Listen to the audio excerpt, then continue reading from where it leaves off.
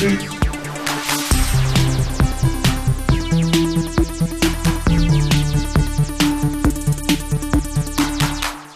everyone, welcome to GameFace, episode 293 on Sifted Games at sifted.net. And yes, finally got my one-shot fix, and we actually did the open to the show correctly this week, Matt. How's it going, man? Well done. Well done. It was funny, the last episode. It cuts to you, and you're just kind of chilling there. Anyway, we're back. I want to apologize off the top that we missed last week. I was sick as a flippin' dog. First of all, I hadn't been sick in like 6 years or something. Never got COVID or anything. Made it through all that stuff. And I got like a stomach virus or something. I don't even know what it was. But I literally couldn't like take a sip of water without getting sick and puking. I wouldn't wish it on my worst enemy. I'll just put it to you that way. I would. Yeah. And I was sick for like 4 days. And then my wife got it. She fought it off in like 2 or 3 days, though. I had it way worse than her. But anyway, we're back. So I do apologize for missing the show last week, but we're back with a fervor this week. We have a great show for you guys. Tons of big games to talk about. I don't think we really missed any last week either. Not really. Yeah. Might have gotten to talk about the janky Euro RPG I've been playing. Oh, right. That's true, because we would have needed it. But yeah, because there's nothing else to do.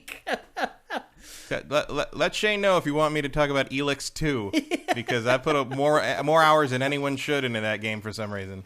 Yeah, Matt told me, I was like, what did you play this week? And he told me one game, then he said Elix 2, and I was like, I don't really know much about Elix 2. So I went and started looking it up, like watched a couple YouTube videos, and I was like, no, I don't think so. It's a masterclass in Eurojank. It's exactly what we're talking about when we talk about that. It is a B game. It's a B-list game in a way they just don't make anymore, except it's the guys who made Gothic and Risen, and it's the only thing they've made for like the last 20 years. So it's an amazing, weird, like it's frozen in amber, and I think it's an entertaining rundown. Yeah. I wouldn't tell you to play it by any stretch of the imagination. I wouldn't tell anyone to play it. I think you just shared pretty much all you need to share about Elix 2. Oh, there's so much more. The B-roll sounds like it might have been entertaining, to say the least. Oh yeah. Yeah. Oh yeah. There's probably a really interesting no-clip documentary in that Piranha Bytes dev team. Like what are you doing, and why have you never hired a combat designer?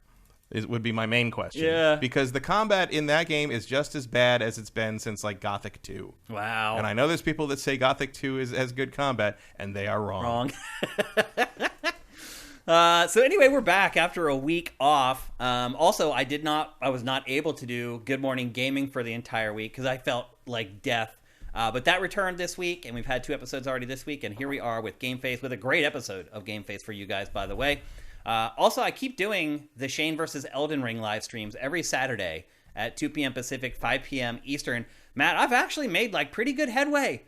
Yeah. I beat Godric, like, I think if I counted him, like I fought him 6 times before I beat him, something like that. Way better than I thought. What kind of character are you playing? The same. Like, I've just morphed my character and like added more strength and other attributes and things like that. But honestly, the reason I'm doing it is because you guys are helping me get through the game. So with each new episode, we archive it and we put it up for our patrons, and then people give me tips. And then every Saturday morning, I wake up, I do a little bit of curation, and then I do my homework, which is like a list of things that people have told me, okay, now that you've done this, you should probably go do this, this, and this. I try to get that stuff done before the stream starts at 2 p.m. Pacific. And then we go on a little odyssey together for like an hour and a half. We see what I can accomplish in that amount of time. It's been fun, and you guys have been awesome helping me get through the game. So keep that in mind every Saturday at 2 p.m. Pacific, 5 p.m. Eastern. It's only about an hour and a half, and it's a lot of fun. A lot of people are very helpful, and I appreciate it a bunch. Before we get going, there was a disturbance in the force yesterday. Mm-hmm. Brandon Jones has announced that he is retiring. Most of you guys probably know. I think most of the people on the stream know that I come from Game Trailers, and I worked with Brandon for 7 or 8 years. I was surprised to see this, but not that surprised. I think most people probably were really surprised. For me, I wasn't that surprised because I'm kind of in the same boat. I'm a little older. I'm doing this. It's a grind. Mm-hmm. There's no time off. To do this and I mean do this like on Patreon or as a YouTube channel or an influencer, not work at like a major publication or whatever. It's different to do what Brandon and I are doing. It's just nonstop. You have to give over your life to this. There's no in the middle. I have done that. I have given up all my free time for our Patreon, and it doesn't really seem to make a difference for us. It just doesn't. I don't know what I have to do at this point to make our Patreon go up. It feels like every Patreon launches at its highest amount, and then it's just a slow decline down. Like, it just doesn't seem like there's any up or down with Patreons. I don't know if Kind of Funny has managed to break that curse, but it seems like every Patreon you launch, you have a amount of money you can probably work with, and then just over time, like, I had no idea that Easy Allies Patreon had fallen as much as it had. I should have guessed, because ours has got destroyed through COVID. Sometimes you can't tell because they hide the total. Well, that's what's happened with a lot of the gaming Patreons lately, is when their total gets to a certain number, they just start hiding it so you can't see it. Well, then also sometimes if it gets high enough, they hide it. Right, because they don't want people to not contribute, because they're like, oh, you have enough. Yeah, you already have enough money. It's this weird thing. Do you think the Patreon experiment, though, has ultimately failed, Matt?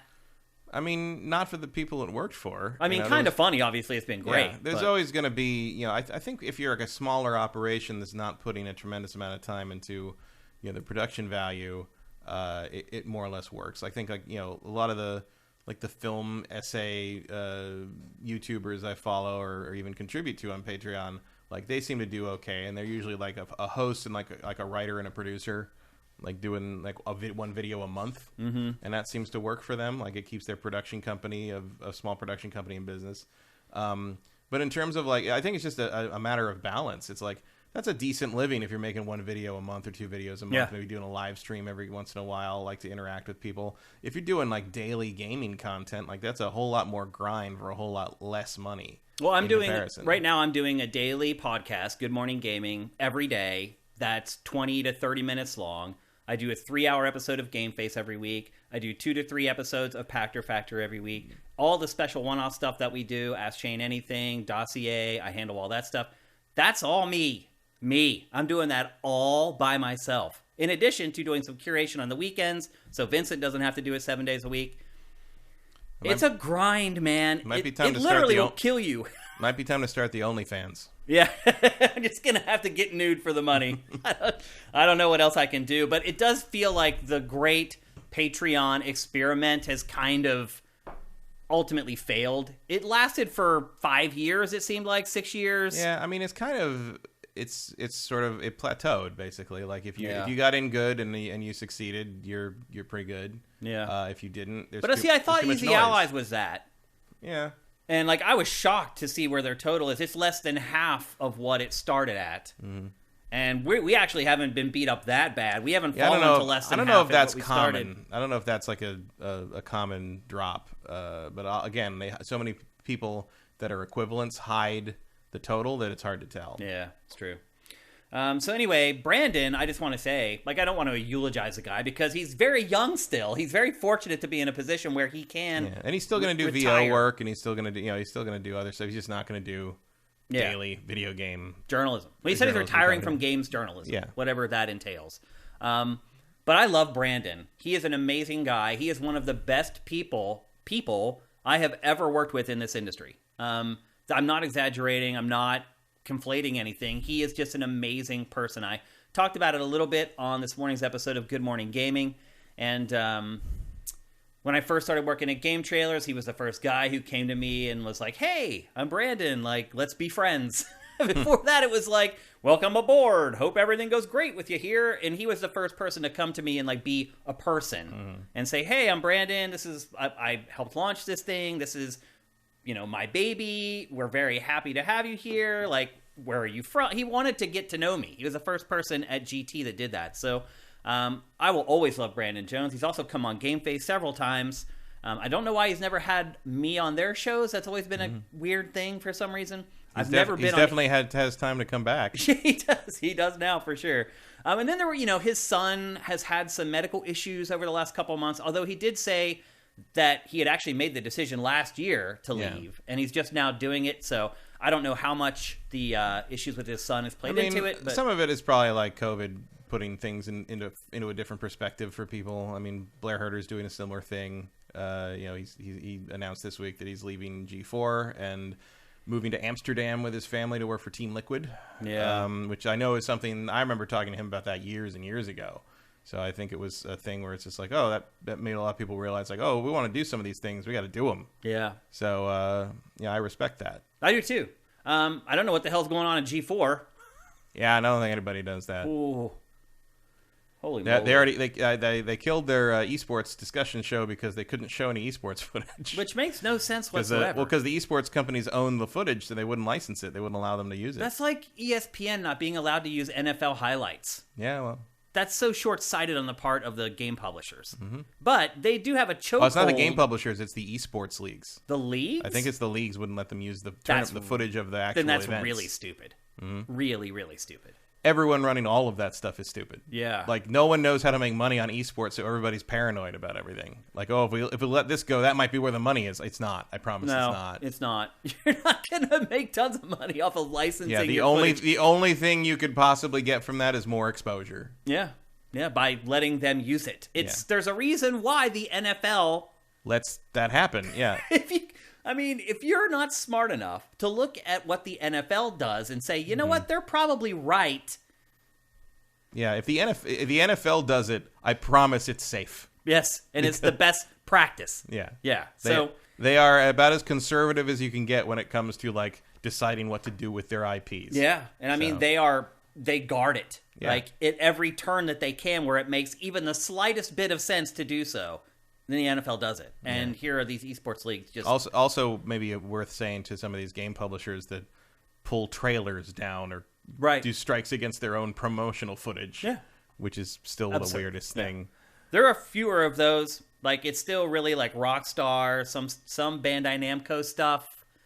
And that's pretty much it at this point. Most of even Nintendo has figured it out at this point. They're like, you know what? Just let people Nintendo's figured it out. You're behind the curve. That's the NFL example, isn't it? If Nintendo's good with it, then everybody should be good with it. So anyway, I just want to say I have a lot of love for Brandon Jones. He did some amazing stuff. He launched game trailers, created a business that I was able to work at for 7 years of my career. That's amazing. Not just me, obviously dozens and dozens of other people. Then he goes on and creates Easy Allies, a new outlet for people to work. I really appreciate people who create jobs for other people. Like, it's not easy to create a business where you can have other people work for your business and pay them and give them some kind of a living from it. It's a really good feeling for me personally, and I'm sure Brandon feels the same way, and he has now done it twice. But honestly, like, if someone had to ask me, and I have not talked to Brandon about this at all, so I don't have any insider information, but I would say he probably just burned the F out. It is brutal. I know people are like, you guys have a dream job. It would be a dream job if you did it 40 hours a week. Mm-hmm. It would be the dream job. It doesn't stop. It never there's no end to stops. Ever. I never have a day off. Ever. And it's nice. The crazy part is I still love doing it. And I think some people, you really get tested. Like, how much do you really love games? Like, how much do you really love games? Can you do it 70, 80 hours a week and still come back for more? Not everyone can. I have been doing it now for 7 years, and here I am. I'm still standing. So, once a week is enough for me. Yeah, for most people it is. And this is my life. And you can see our Patreon. I'm not getting paid, people. I am not cha-chinging my way with Sifted. It's for the love. I have a passion that just doesn't die. But even I get to a breaking point sometimes, like where I'm like, what the F am I doing? My wife hates Good Morning Gaming. Hates it. Because I record it every night. I have to wait for the news to happen so I can record it. So that happens at like 6:30 or 7 o'clock. I record the podcast. Takes me 30, 45 minutes to record it. Then I have to edit it all together. Then I have to render it. Then I have to upload it. Then I have to promote it. And that takes me from around 6:30 until 10:30 or 11 o'clock at night, every night, after working all day. So she's like, where's my time? I've literally see her now like 45 minutes a day after I get done with that and before she goes to bed because she has to get up earlier than me. So it's a sacrifice. It's a big-time sacrifice, and I can totally understand why Jones would be like, you know what? I'm out. I totally would get it. I do wish everyone who's staying at Easy Allies the best of luck. I love those guys, too. I worked with those guys at Game Trailers for quite a while, at least most of them. Damiani and Bloodworth obviously worked with me for a really long time. Some of the other guys were interns or whatever whenever I left, or PAs. So I don't know them quite as well, but I do know they're good dudes and they do good work. So I hope that Easy Allies can stick it out, and I hope that their Patreon doesn't get hammered after Jones leaves, because it's possible. So anyway, with all that said, I want to thank everybody who's in the chat right now. You guys are totally talking it up about this, and I knew it would be a big topic for you guys, because there's a lot of crossover between our folks and the Easy Allies folks, because we come from the same family. So yeah, lots of discussion in here. Well, before we get going, though, I want to thank people for Twitch Prime. AJ the Legend Watson, what's up, man? Good talking to you during the live Ask Shane Anything recording this weekend. That archive's going up soon. We already hit the hype train. That's awesome. AJ also giving out tier 1 subs. Ian Esquire giving us bits for Good Morning Gaming. Thank you, man. I appreciate that. In fact, let me pop the chat up on the screen here so you guys can see it. Also, thank you for Twitch Prime, Ian Esquire. Gerzilla, thank you for Twitch Prime. Kevin Rafa, would you say that you enjoy Elden Ring? Not really. Like, I play it, I don't hate it. Like, I like it more than all their other games. So that's a step in the right direction. Mm-hmm. But would I rather be playing Elden Ring on Saturday for 2 hours, or would I rather be trying to finish Horizon Forbidden West? I'd rather be playing Horizon, just being honest. But I have made it way farther in this game than I have in any other From Software game. So that says something. Yeah. I do like it. Yeah.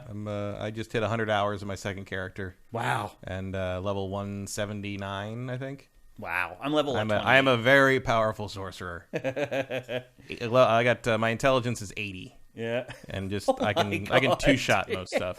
Like bosses. Not so much, but a good rock sling, they're not lasting too long. I kill most stuff in about 5-6 shots. Wow. While they're being distracted by my summon. Oh, we got a lot of good stuff in here, actually. Karma Lounge, thank you for Twitch Prime. Corey Film, thank you for the bits, man. I appreciate that. Johnny Hurricane, thank you for Twitch Prime. Nox Adernitis, thank you for Twitch Prime. You know, everyone who watches this on YouTube, you guys can do this too. You're getting the show for free. It would be nice if you could spend the 3 seconds once a month to hook us up. We're giving you 3 hours a week for free, and it takes you 2 seconds. While you're listening to the show, just go and resubscribe. It takes 2 seconds. We need it, folks. We need the help. Who else we got in here that hooked us up? El Guapo 3385, thank you for Twitch Prime. Andy T. Monahan, thank you for subscribing at Tier 1. Talika 1981, thank you for Twitch Prime. Not Cirque, thank you. Cinetike, thank you for the bits, for recovering from my illness. Lesteved, thank you for gifting out Tier 1 subs. Swanland, thank you for Twitch Prime. So much good stuff in here. Thank you, guys. It's a good way to come back from a week off from the show. See if we got anything else here before we get going. And I think that's it.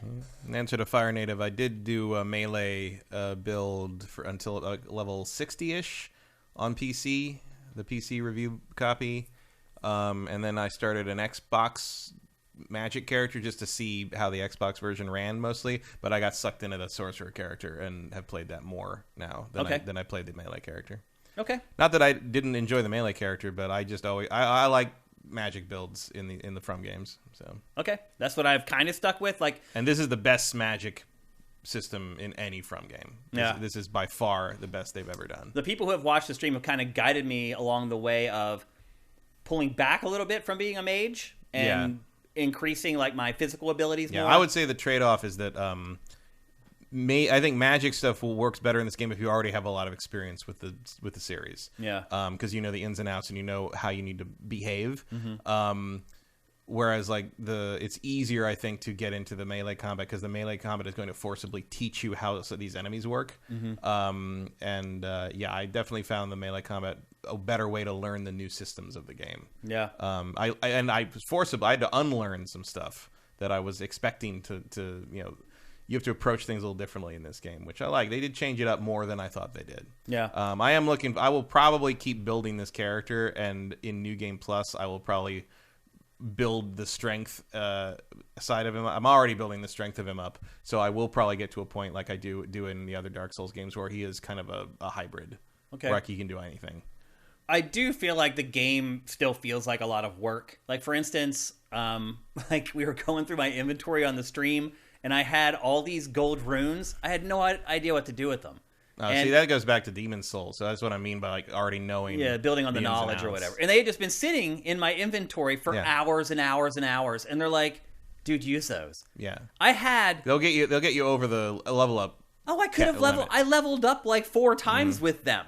Like, and I could have been 4 levels higher this whole time, and I had no idea. The two tricks I use in that regard is like, obviously if you're close to leveling up, use your runes, your golden runes to like get yourself over that limit. Yeah. If you don't have enough still, like there's a couple farming spots where like obviously you can go for go here for an hour and you get 2 million runes. Which is there's boring. videos all over YouTube for that stuff. But knowing where those things are is useful because it's like, okay, I'm about to have to fight a boss. I'm at a site of grace. I am like 20,000 runes away from my next level up. I'm going to go to this place where you kill this one thing, get 13,000 runes, and do that twice and level up. So I've got like 900 runes when I fight this boss. So if I die it doesn't matter. Can't pick the runes up again, who cares? Who cares? Like that's one enemy. Well, I went and did the cheese dragon in the last stream where you just sit there and just whack its side for like 25. Oh, with the bleed? Yes. Yeah. And you get like 80,000 runes. Yeah, and like, and you activate the chicken foot and the I do wonder like what percentage of people who are making it through the game are using this stuff, because as you said, like most of them. I've watched videos where people go to these places where you just kind of stand in place and maybe shuffle side to side, and enemies are just dying around you, and your rune count is just like yep. I mean, the other day, was it yesterday, the day before, I can't remember. I think it was yesterday. I decided I was going for the last few summons I didn't have, and I fought the Black Knife ringleader or something like that. But that's a hard fight even at my level, and so in the end I pinned him in a corner and just sort of like I didn't do combos. I just sort of like hit like just long enough so my stamina didn't run out, and he wasn't able to go into a new animation. Yeah, and he couldn't get away because he's cornered in this by like a rock. And I just did that for like 7 minutes until he died, and now I have the best summon in the game. The cheese dragon took me about 25 minutes. Yeah, it's a long one.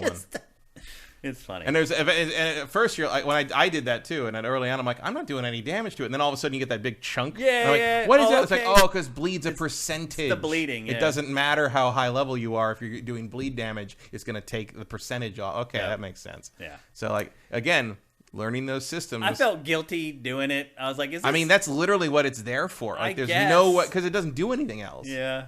The only other thing you can do with that is you can farm the dragons around it. Yeah, and they'll keep spawning. Respawn. Yeah, I didn't. I just killed the dragon, and then all the babies fall at the same time. Whereas if you kill the dragon, all the others die permanently. But you do get all their hearts, which is good for dragon. Well, here we are talking about Elden Ring again. So, I mean, that certainly says something about the game. Elden Ring is going to be repeatedly coming up over the course of the whole year, I think. Yeah. And then we're going to have to do it again in December. Game of the Year stuff rolls through. So, there you go. It's time to kick off the show proper. And we're going to kick off the show with what I think is probably the biggest game of the week. And that is Ghostwire Tokyo, the brand new IP from Shinji Mikami. Shinji Mikami is the creator of Resident Evil. He left Capcom. Was it after Resident Evil 4? Did he work on 5 at all? I thought he did some preliminary stuff on 5, but maybe left. But like, I don't think his stuff that he did, anything he did on that is in 5. But for the most part, the last Resident Evil that he really worked on was Resident Evil 4, which most people agree is probably still the best game in the series, if not one of the best at the very least. And then he left. He started his own studio called Tango Gameworks. Is that the right long form of it? I think so. Tango Gameworks, and then they've been doing The Evil Within ever since. This is a brand new IP that he has said himself that he has actually pulled back from a little bit and let the people that have been working with him for all these years kind of take the lead on the game. The first thing that I would say about this game is that it makes a very, very strong first impression. My first hour or two at this game, I was like, "Oh my gosh, this is like GOTY material." That's true of their other the Evil Within games too. Like Evil Within comes on strong too. Yeah, this one especially, like the Evil Within managed to keep me hooked till the end of the game. This one, after a few hours, the interest in it definitely starts to wane. So you play as a man named Akito, and you're seeing kind of the opening cinematic here. He's in a car accident in the center of Shibuya, which is one of the most popular districts in Tokyo. all of a sudden the spirits start coming out of the bodies of the people around you in the car accident. There's this cataclysmic event that's going on. Suddenly you realize that there's a voice in your head. You don't know what the heck is going on. It turns out that it's this dead man named KK, who is a practitioner of supernatural wizardry or magic. Also a guitar player, masquerades as a dog at various islands.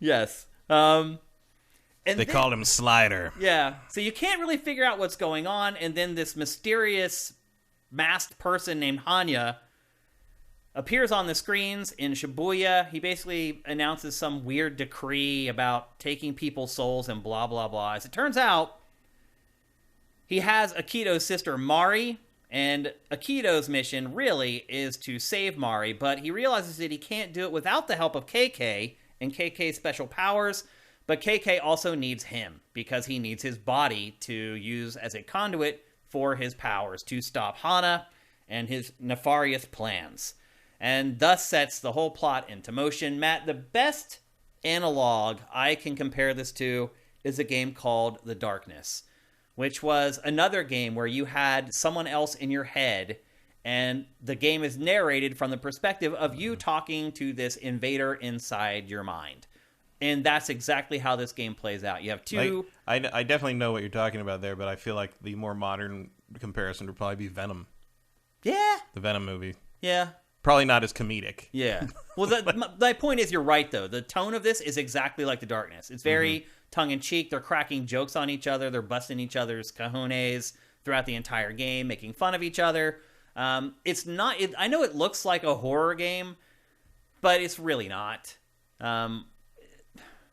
I mean, it has horror elements, but it's not. I mean, sort of like Resident Evil 4. Like that's not a horror game, really. But it's Resident Evil 4 is game. scarier than this. I'll say that. I would not describe Resident Evil 4 as scary, but I mean, I'm telling you, it's scarier than this, for sure. Like I said, there's a lot of comedy in this. There's a lot of comedic writing. They keep it light. There's not like a lot of jump scares and things like that, like cheap tactics to scare you. And another parallel where it is a lot like The Darkness is that it's a first-person shooter-ish. You play from the first person and you're shooting stuff, but it doesn't play like your typical first-person shooter. In this game, you have magic. There's 3 different disciplines. There's wind magic, there's water magic, and there's fire magic. The wind magic is like your machine gun or your fully automatic rifle. The water magic is like a shotgun, more powerful but more localized blasts. And then the fire magic is like your rocket launcher or your grenade launcher. It's the most powerful magic, but you don't get very many charges for that. All the magic can be charged up, so if you hold the button down and then release it, it will do more damage than if you just fire it very quickly. There are skill trees in the game. There are 3 different trees. There's one for your magic. There's one for your weapons. Like you get a bow. And the bow honestly ends up ultimately breaking the game. But there's 3 trees, but I stop at calling this an action RPG, honestly, because the things that you level up, they're not like game-changing new abilities that you get. Generally, it's like, okay, now your fire spell can throw 2 fireballs instead of 1. It just kind of boosts the abilities of the stuff that you have. It doesn't really give you new abilities per se, or it will change things like how much health you get when you kill an enemy, or how much ammo you get back when you kill an enemy. So it is right on the fringe of action RPG / action adventure. So if you're someone who likes more action adventure-y stuff, but maybe you want to dabble into action RPGs, this is probably a good game to check out. So the main mission, obviously, is trying to rescue your sister while working with KK. But there are side missions in the game. They're completely forgettable. Like, the first couple are okay. Like, one takes you to, like, a hoarder's house, and there's a spirit inside the house, and you kind of chase it all over the house until you finally corner it, and then you get taken to this other world where you kind of enter an arena battle to finish the mission. But a lot of the missions are really just like, hey, here's this little girl ghost, and she's lost her mommy. Go find her mommy ghost. Then you find the mommy ghost, they reunite, and they leave purgatory. Because that's a big part of the game. All the spirits that have raised out of the bodies are stuck in limbo. They can't go to heaven, they can't go to hell, They're just kind of floating around. And a big part of the game is finding those spirits and then capturing them in these little paper dolls. And then you take those paper dolls to a phone booth where it sucks the souls out of the idol and into the phone booth, and then that gives you XP that you use to level up and increase your abilities and your skills. AT&T charges a lot for that. Apparently. Yeah, the back when... luckily, this was made after cell phone companies stopped charging you by the minute for your cell phone bills. Like I said, there are 3 skill trees, but they're not really that large, and they don't change the fundamentals of the combat. I like that the early enemies here really seem like they're based on someone had a really hard time on their commute. Well, you say the enemies here. These are the enemies that are in the whole game. So the biggest problem with this game, as I said, it makes an amazing first impression. My first couple hours playing this game, I was like, hot damn, this game is awesome. And then it never changes. You fight the same salaryman. You fight the same schoolgirl without a head. There are probably 6 enemy types, and you fight them the entire game. There are some sub-bosses that pop up here and there, and there are a few boss fights. They don't get, like, different abilities or elemental tricks? Or and some of the stuff that is kind of cool is some of the mage... Whoa, that is a frame rate right there. Yeah. Some of the mage enemies are almost like bullet hell shmups because they fire projectiles, but they're really slow. And so they come at you in this and so a lot of it is like navigating through the bullet hell to get in so that you can land your shots because shots cancel each other out. So if an enemy shoots like a spell at you, you can cancel it out with your own spells, but that also cancels out your spell. So a lot of the combat is trying to find a clear lane to the enemy that you can get a shot in while going through sort of the bullet hell bullets that are coming towards you. So a big part of the game is rescuing the spirits from purgatory and then going to the phone booth. And that looks real nice. Like it does make a good first impression. Oh, yeah. Like the particle effects and everything in this are amazing. Like I said, the first couple hours, I was like, hot damn, this might be a GOTY contender. And then it just never changes. It just gets the same. Like eventually, like some of the guys will start using their umbrellas to block. So some of that evolves a little bit, the gameplay in that way. But otherwise, it's just the same thing over and over. And there is a little bit of Resident Evil 4 in this because the enemies don't really move fast. So you can see some of them will do like the little sidestep like it from Resident Evil 4. And it is in first person. It's not like over the shoulder like RE4. But there's some Resident Evil DNA in this to be sure. And so if people are fans of that franchise, that might appeal to them a little bit.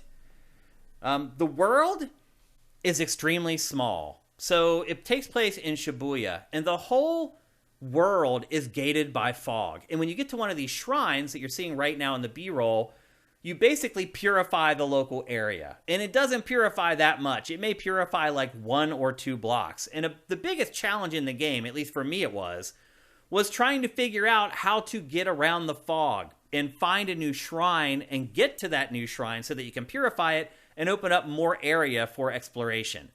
Otherwise, like the first couple hours of the game, you're stuck in like a 3-block area of Shibuya, and you end up going to like the same locations over and over again. Like there's a hospital that you visit like 3 different times for different quests. They really kind of keep you localized.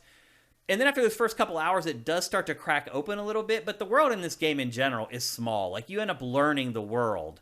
And there's lots of copy and paste. The stores replicated all over the place. All the houses replicated all over the place.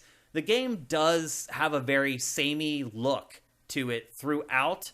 Towards the end, you go kind of outside of Shibuya, and it does give the game a different tone, but it's not as visually interesting, obviously, as being in the city.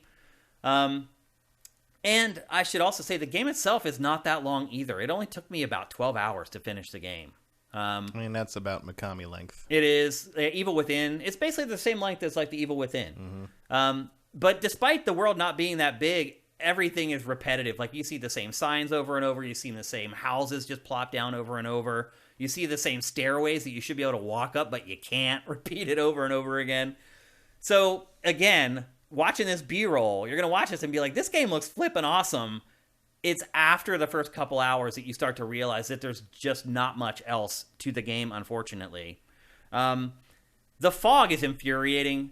So you can go up on... You can pet the dog. Yes, you can. And you can feed the dog, and then the dog will dig up like health or money or whatever. Take that, Fable. And give you a reward. I don't know if later on, like, it never came to fruition where, like, I'm in a boss fight and, like, a bunch of dogs showed up to help me. I kept hoping that was going to be the case, but it never happened for me anyway. Hey, it's that dog. Yeah, that's right. Yeah. Yeah, even Resident Evil 4 did that. Yeah, it did.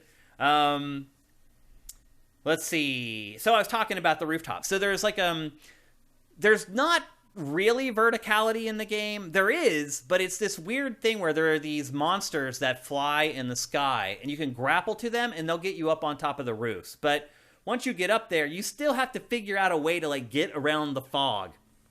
And a lot of it is using that grapple to get up there, jumping around on a couple of rooftops, and then dropping down. And there's you just straight up cannot walk in the fog at all. No. Well, you last about 5 seconds before you die. So if you go into the fog, your health starts going down, and it happens really quickly, and you'll just die. So you can't go in there at all. Like, I would go in every once in a while, like, just to get a spirit and, like, get it real quick and then run out of the fog before I died. But other than that, yeah, it just totally wipes out your health bar almost immediately. And a big part of it is of making progress through the world is finding the flappy dudes up in the sky and then grappling to them and getting up above the fog so you can then find the next shrine to purify and open up more of the map.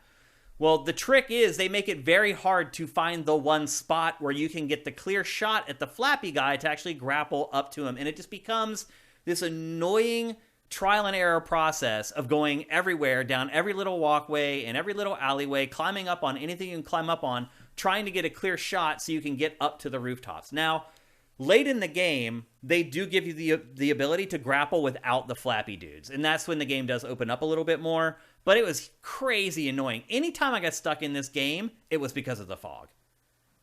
On the flip side, some cool stuff happened also because I got stuck trying to figure out the fog. Like, I looked down the street and there was this parade of ghosts coming down the street. I was like, what is that? And I was so frustrated with trying to figure out where to go next through the fog that I was like, screw it. I'm just going to walk into this group. And it took me to this battle arena where I fought just dozens and dozens of enemies.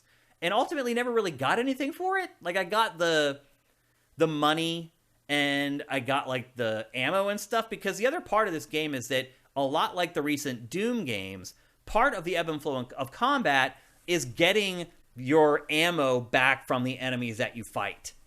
Because ammo in this game is rare. It's hard to get it. You run out of it all the time for your 3 different magic attacks. Even the bow, arrows are very scarce. So you have to make... I, like, only use the bow when I had to use the bow. But part of the strategy, just like in the recent Doom games, is, okay, I know which enemies give me what kind of ammo type. And if I need the wind or whatever, I know this enemy will give me my wind ammo. I know this enemy will give me water ammo. I know you also do kind of the enemy prioritization that you do in Doom, where you're like, you know what, I need to take out the magic caster first or the healer first, who is healing all these other guys. So there's that kind of strategy to the combat, but it never gets as intense as Doom. They never throw that many enemies at you at a time unless you end up in one of those arena battles like I was just talking about. What else? Oh, another strategy in combat is every enemy has a core inside them. And as you chip down their health, eventually their core will be exposed. And once that happens, you can grapple onto the core in their chest and yank it out and get this very, very satisfying shower of ammo that comes out with them. And then there's strategy to it too, because you can chip down like all the enemies at the same time, like take a couple shots at each one until all their cores are exposed. And then it will link all their cores. So if you have like 4 enemies with their cores exposed, you can rip out all 4 at once, and that is supremely satisfying. And then there's a finisher that you have where you click both sticks, and when you do that, it sends out this shockwave that basically kills all the enemies around you. And then any future enemies for like 40 or 50 seconds, if you hit them once, it'll expose their core. So what you do is you send out the blast, you click both sticks, then you hit each enemy one time. And then all those enemies you hit have their cores exposed. Then you grapple their cores, and you can get like 8, 9 enemies and pull their cores out all at once. Again, feels very, very satisfying. And overall, this game is very satisfying. It is a lot of fun to play. The plot gets a little convoluted. Like, eventually you go to KK's hideout, which is where this scene is right now, and you find out that he has had this crew of people that have been hunting down this bad guy for years and years, and KK had died trying to fight him. In fact, all of them had died trying to fight him. A lot of the game is trying to figure out, like, what is happening for real and what is a spirit, or who is a spirit versus like a real person and someone who's actually alive. It's a little bit like Evil Within, actually, in that way. Because Evil Within was like that at certain points where you're like, is this really happening, or is this a dream, or is this like some awful flashback to something that happened in the past? There's a little bit of that flavor in this game as well. The bow eventually becomes completely OP. Like, it got to the point where my bow was so powerful that like I could snipe enemies before they even saw me. And really, the game just kind of became a cakewalk at that point. There are a bunch of different difficulty settings. As always, I played on the default normal difficulty setting, but there are some that make the game even easier, and it's already easy. It's not a difficult game at all. Again, the only time I really died was from the fog, because sometimes you'll just fall and you'll land in the fog and you can't get out. Or sometimes you just experiment and you're like, oh, is this not? Oh, it is fog.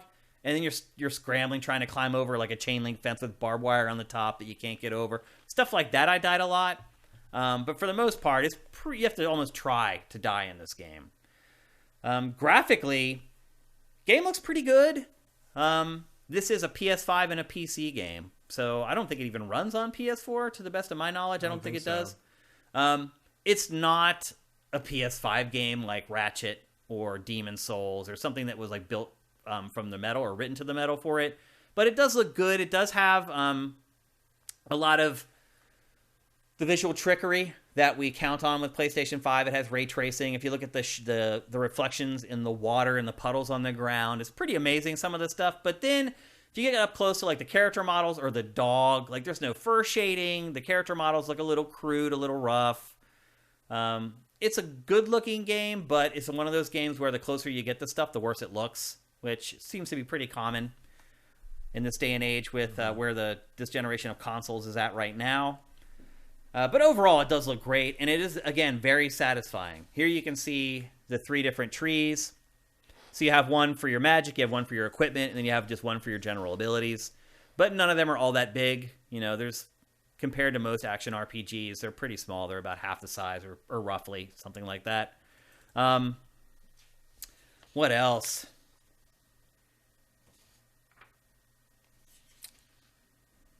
I think that's basically it. The problem is that the game, it just repeats way too much. The enemies repeat, the environments repeat. The story, I mean, it's good enough to get you through the 10 or 12 hours it takes to finish the game, but it starts to lose its steam pretty quickly as well. It's just, everything just repeats over and over and over again. They do have their Lady Dimitrescu, as you can see. She has big scissors, which honestly, do you remember the original Resident Evil 4? One of the enemies in that game had a huge pair of scissors, just like her. Yeah. So there's little nods to Mikami's prior work in this game. And that's kind of I mean, one of the reasons they didn't do that because it was too similar to Clock Tower. I guess nobody cares about Clock Tower anymore. Or really cared about it back then, even. Not really. I will say Clock Tower 2 is one of the only games in history to ever make me jump. Oh, really? Yeah. Not really legitimately. It was I was playing at a friend's house.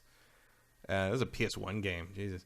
But there's a scene very early on where you run into like a security guard, and the security guard's like, she's like, you got to help me. I'm being chased. He's like, who's chasing you? Some kind of weirdo? And before he can finish weirdo, like Scissor Man stabs him through the chest from off camera, where clearly she could see him. But the sound effect is this really deep thunk, and my friend had this really good subwoofer that was turned way up, and it shook the whole room, and everyone in the room went, wow, what the fuck? It was just one of those things where the bass goes through you, and you're not ready for it. Yeah. So that was a jump scare. So well done, Clock Tower 2. You got me on that one. Yeah, and there's some light stealth in the game as well, but you don't have to use it for the most part. There's one part in the game, actually a couple parts in the game, where they take your powers away, KK's powers away, and all you have is your bow and your stealth stuff. And that gives it a nice little twist. But again, for the most part, it's after the first couple hours. There's really not that much new. The side quests are not engaging. They front load the side quests so that the good ones are like the first couple that you come across. And then ultimately they just end up being like, hey, I need this thing, or I'm missing this person. Can you find this thing? Or you can find this person for me. And you do. And then they go off into the ether and you collect their souls and you head to the phone booth and upload them and level up and rinse and repeat. So again, really auspicious the first couple hours, and then it just kind of loses steam and you just end up doing the same stuff over and over again.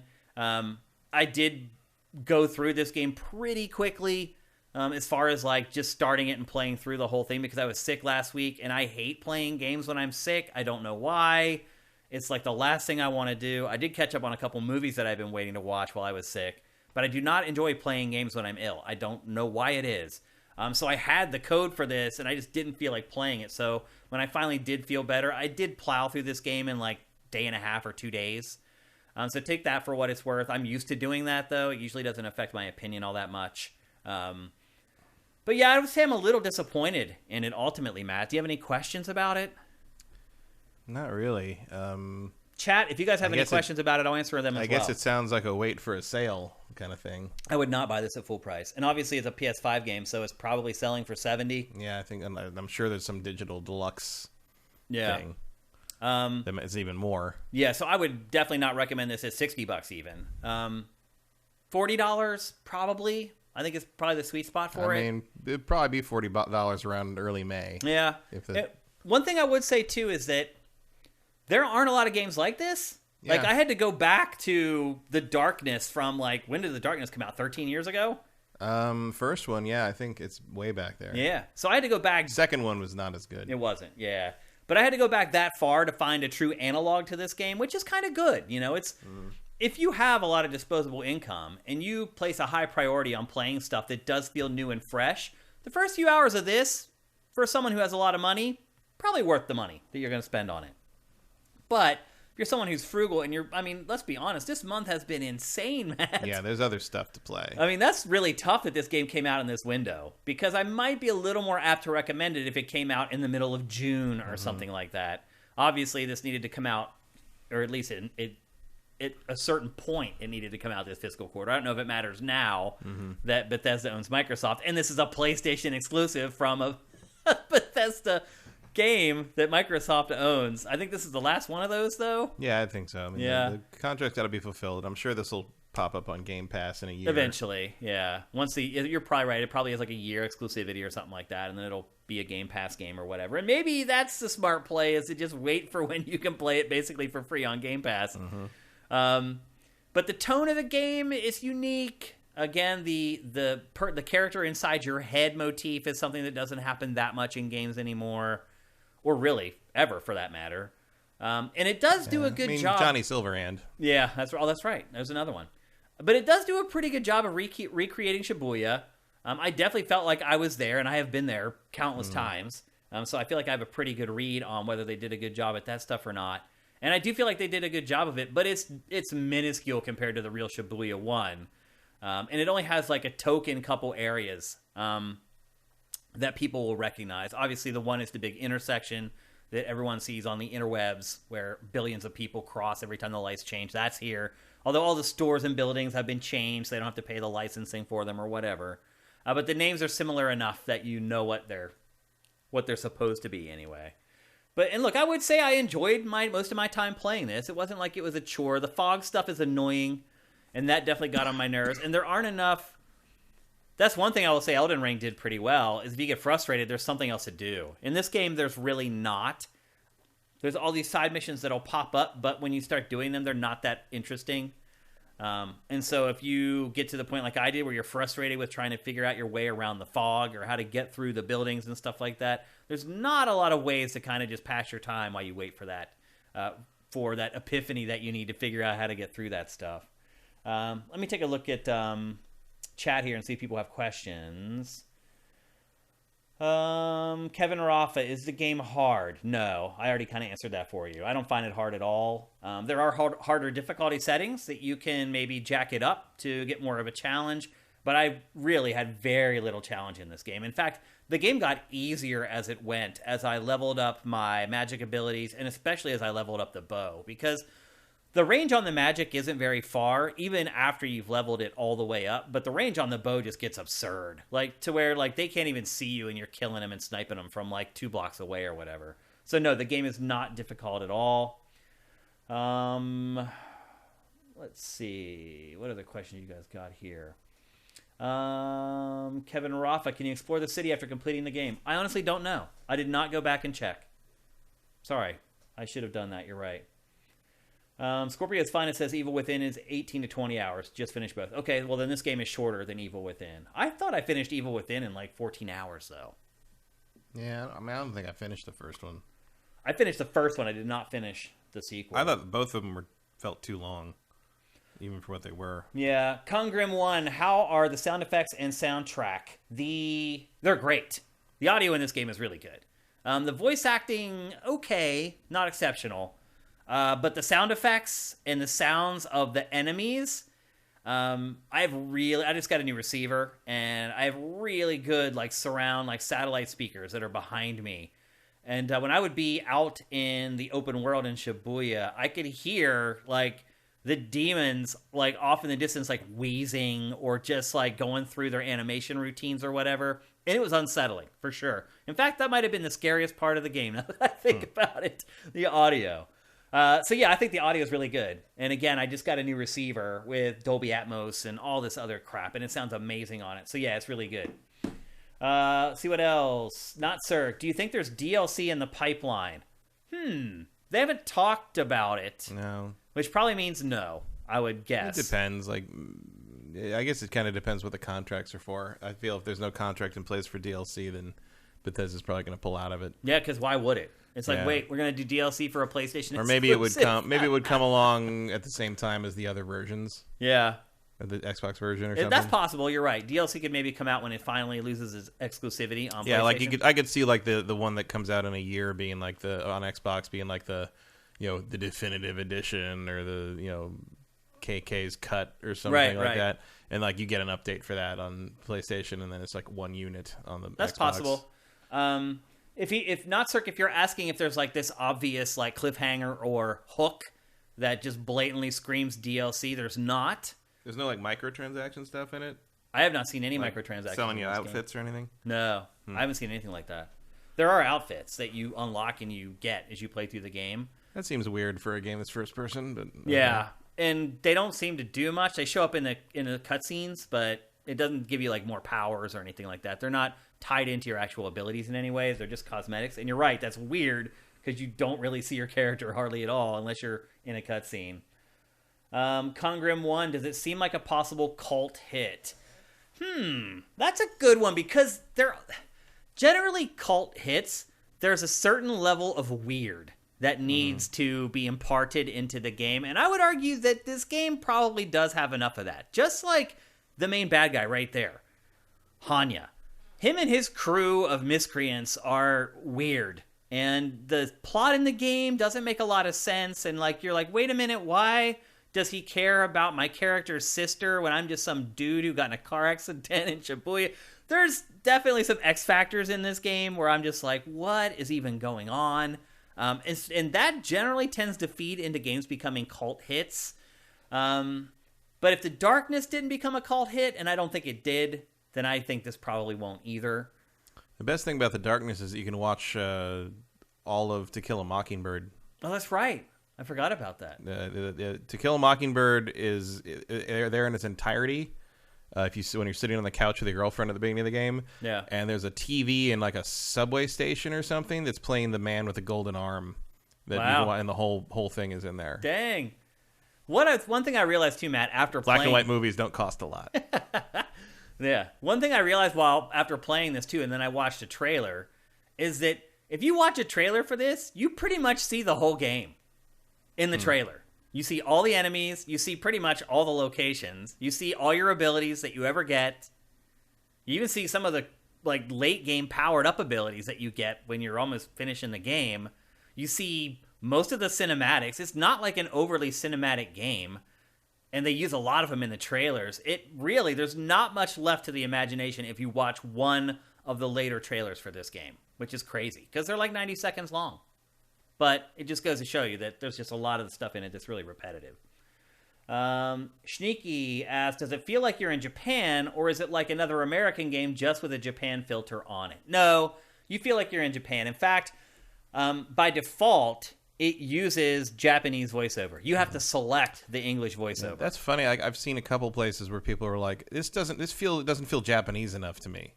Like watching this stuff, and people are like, it's made by Shinji Mikami in Japan, takes place in Japan, and is voiced in Japanese unless you change it, and is based on Japanese mythology and folklore. Yeah. I don't know how much more Japanese something can be. It's literally like 1,000,000,000% Japanese. Yeah. But it's not like the bad Japanese. We're going to get to a game that's the bad Japanese here in just a minute, actually. This is the good Japanese. Like so this game, you're not trying to kill chaos. Yeah, and it's not... We'll get to that in just about 5 minutes. Oh. So this is very Japanese, but it's the good Japanese. It's the kind of Japanese game that's handled well instead of not well. Surf Spider, thank you for Twitch Prime. That's awesome. Ashes in the Hourglass is KK Slider in the game. Not that I discovered. They're missing an opportunity there. Yep. Don Lionheart, thank you for Twitch Prime as well. I feel like a giant cartoon dog playing a guitar on random street corners would not be out of place in this game. Well, there are stores that you go to. And one thing I will say, too, is that, like, I finished the game. I had so much money. Because there's not really anything to spend it on. Like, you can go to these little stores that are run by cats with two tails.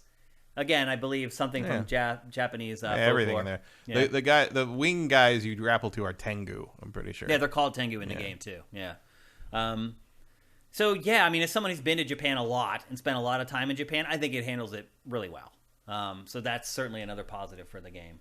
But Shiniki says, what's bad Japan? Oh, you're about to find out with our very next topic on today's GameFace.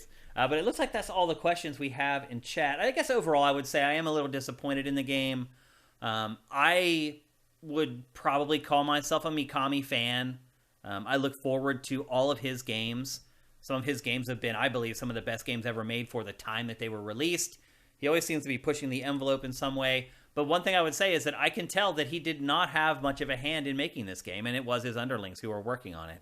It does not have that requisite pleasant surprise level that a lot of his games have. There are some Easter eggs in here, too, for Resident Evil that if you dig around you can find. So there are nods to his previous work, but I would just say not enough. So there you go. That's Ghostwire Tokyo, only available for PC and PlayStation 5. But as Matt said, I do expect it to come to Xbox eventually. Maybe even Switch as a cloud game. And I do think it'll be pretty cheap soon. Yeah, I would not buy this at full price at all, unless you're rich, basically, and you have tons of disposable income, and you're looking for something different, then I would recommend it, because games like this don't come around very often. And Matt, that's actually what I want to end on. How the hell did this game get greenlit? Bethesda is insane to greenlight this game. Yeah, I mean, you just like in the sense that that's not going to be a hit. Yeah. Yeah, giving Mikami another shot after the two Evil Withins, I guess. I don't know. I don't know why you'd think this was going to be a breakout. I don't either. I mean, there's everything Bethesda publishes outside of the stuff that Bethesda Softworks itself does, or Game Studios does. It underperform every single time. It doesn't matter whether it's good or bad or anything. It's just none of it catches. Really catches. Yeah, I mean, Deathloop, Game of the Year nominee for last year, didn't sell worth its squat. Didn't sell too well. Dishonored's never sold very well. Never sold too Prey didn't sell very well. Prey well. was great, but didn't sell. Like, you just can't get a break over there. It's like no one. The mass audience doesn't seem to differentiate between those games and like Wet. Yeah, it's true. Yeah, that's a good analogy actually. So I don't know what Bethesda was thinking. I mean, greenlighting not knowing what Bethesda's thinking when it comes to publishing their second-party stuff is not uncommon. Yeah. Except for Doom. I mean, obviously Doom. Even Doom Eternal didn't sell what they thought it was gonna. No. Man, that was a great game. And that also got Game of the Year nods and recognition. Yep. But that doesn't translate into dollars. It doesn't. Because no one cares. I don't think it's going to happen with Ghostwire Tokyo either. I wouldn't think so. And I would imagine he had probably hoped that this would turn into an IP, and it would be Ghostwire Los Angeles, Ghostwire New York City, Ghostwire London, or whatever. I don't see that happening, unfortunately. Yeah, because Mikami hasn't directed anything since the first Evil Within? Like, directed, yeah. Where he was like elbows deep. Yeah, like he runs Tango, but he didn't direct this. Yeah. Yeah. Yep, it was mostly his underlings who worked on the game. So, well, he did say he wanted to give younger developers a chance, and he did. And honestly, they did a pretty good job on the game. Like as far as its quality, no bugs, no issues, no crashes, any of that stuff. It really would have been better for it if it could have come out in June, July. Because I looked at the schedule, there's nothing coming this summer. Yeah, it is pretty dry. After early May, it's just it's just a desert until this year. I hope they September. do. We complained last year because they strung E3 out for 8 weeks. This year I hope they do that because we're gonna need it. We're definitely gonna need it to get through the summertime. But anyway, there you go. That's Ghostwire Tokyo for PS5 and PC. Probably coming to Xbox and Game Pass eventually. All right, let's move on. Now we're going to talk about a bad Japanese game. But, oddly enough, both of these games are about the same on Metacritic. Yep. I think Ghostwire is at a 7.5. Yeah, and this is around 72. It's like a 71, 72. I missed my bet on this one on the game draft. What bet was it? I drafted this 5th or something. Yeah, but what was the bet? I just bet that it was going to get high ratings because people are stupid about Final Fantasy. If Final Fantasy VII Remake gets high ratings, why wouldn't this? Because it's just as shitty. Well, I would argue, Matt, having now played a lot of Final Fantasy Origins, that it probably did get a little Final Fantasy bump. Yeah. Because I think that 7.2 might be a little generous, to be honest. I mean, I didn't play the full version of this because I refused to spend money on it, and so I played the demo, which was enough. Which started? Did it start from the beginning of the game? Yeah, because you can continue your save into the full game, so it starts from the start. Some of it's a repetition of the old demo, but a lot of it's the new version of things. They've refined some stuff. They changed the characters' looks to some degree. You still go through the same terrible tutorial, which is just all right, but I played what you could play of the demo, and that's plenty. Where did it cut off at the boss fight? Boss fight in the first mission, or maybe I think I might be able to go back to the town, the town area where the king is, and talk to the princess. What's her name? Yeah. But I didn't do that because I just wanted to stop. You just lost interest. I have to admit, there's a bunch of stuff in this that looks nice. I enjoy this shot of Garland, beating the shit out of everybody. But when you run into her for the first time, what's her name? Princess Mia or Sarah? I can't remember. You either see her for the first time, and she gets up and runs to you it's embarrassing. No one even attempted to animate her dress. No. It's awful. Yeah. And it stands out because the rest of the game looks pretty good most of the time. Yeah. But that was just what are you doing? She looks like she came from another game. It's so weird. So this, as I've said many times before, when I capture footage for games, I turn off the music, so that it's easier to edit with the footage for the future if you have the music turned off. You can use sound ups from the game, and the music won't clash with whatever background music that you have that you're in the edit that you're working on. And turning off the music in this game exposed it as just hilariously bad. Because you don't have the music to drown out, to fill in the dead spaces between when they talk. And so there's just these awful, long, awkward pauses that are filled with grunts. Right. Well, the thing about this, a lot of Japanese RPGs, but especially Final Fantasy and Square stuff, is one of the reasons, and I think people who have replayed Final Fantasy 5 or 6, the new versions, the remaster pixel versions, whatever that came out, have sort of rediscovered this maybe. One of the brilliant things about the old 16-bit RPGs is the way they work, and the reason a lot of people have such fond memories of them, and PS1 stuff, because there wasn't that much voice acting then, is all you had to do was read the text in your own head, which you can make anything sound good when you read it in your own head, and the music told you how to feel. Yeah. That's all it was. Yeah. And then Square has never, certainly in the Final Fantasy brand, Square has never learned how to present stuff dramatically or even comedically, really, in a way that works outside of that. And so when you turn that music off, you are seeing, without the music to tell you how the tone of the scene's supposed to go, it has no idea what it's doing. Yeah. It's awkward and embarrassing. Because tonally, this game and Final Fantasy VII Remake and a bunch of the stuff they do, tonally it can shift line to line. It's not even just crazy. the writing. Look at what's happening right here, Matt. You're on a spaceship. You're on some kind of like super tech cyber platform fighting a Tiamat dragon with a sword, and you're using crystal tech. Like I don't know what is happening in Final Fantasy anymore. Like what's with the sci-fi shit? I mean this I've hated that since it's just all over the map. Yeah, I mean I think that's been a problem for Final Fantasy since 10.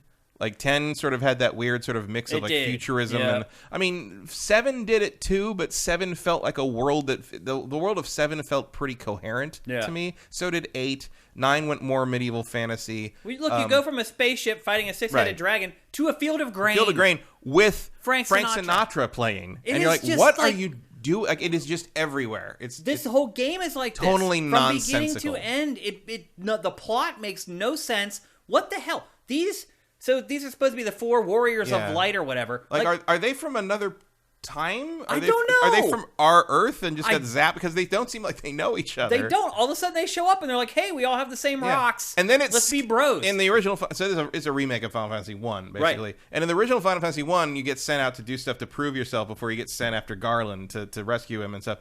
And like, they skip all that in this. Like he's there. There's a quick cutaway. There's a nonsensical cut to them on a ship where he's like, I'm tired of doing all this monster hunting. And it's like, well, maybe now we'll get to I don't know. And then they do. And they just go. It's so weird. The whole thing is just insane. It makes no sense whatsoever. And this dude in his big fluffy coat, like, what is going on? Yeah, I mean, I hate to have a spoiler from a game that's no like 30 coherency. years old, but Garland was the bad guy in the game originally. Yeah. And now he is the guy you play as throughout almost the whole game. It's just, it's nuts. Like, Matt, I cannot believe. Look at that dress, run. What is happening? I know. I cannot believe Square Enix gave the go-ahead for this, Matt.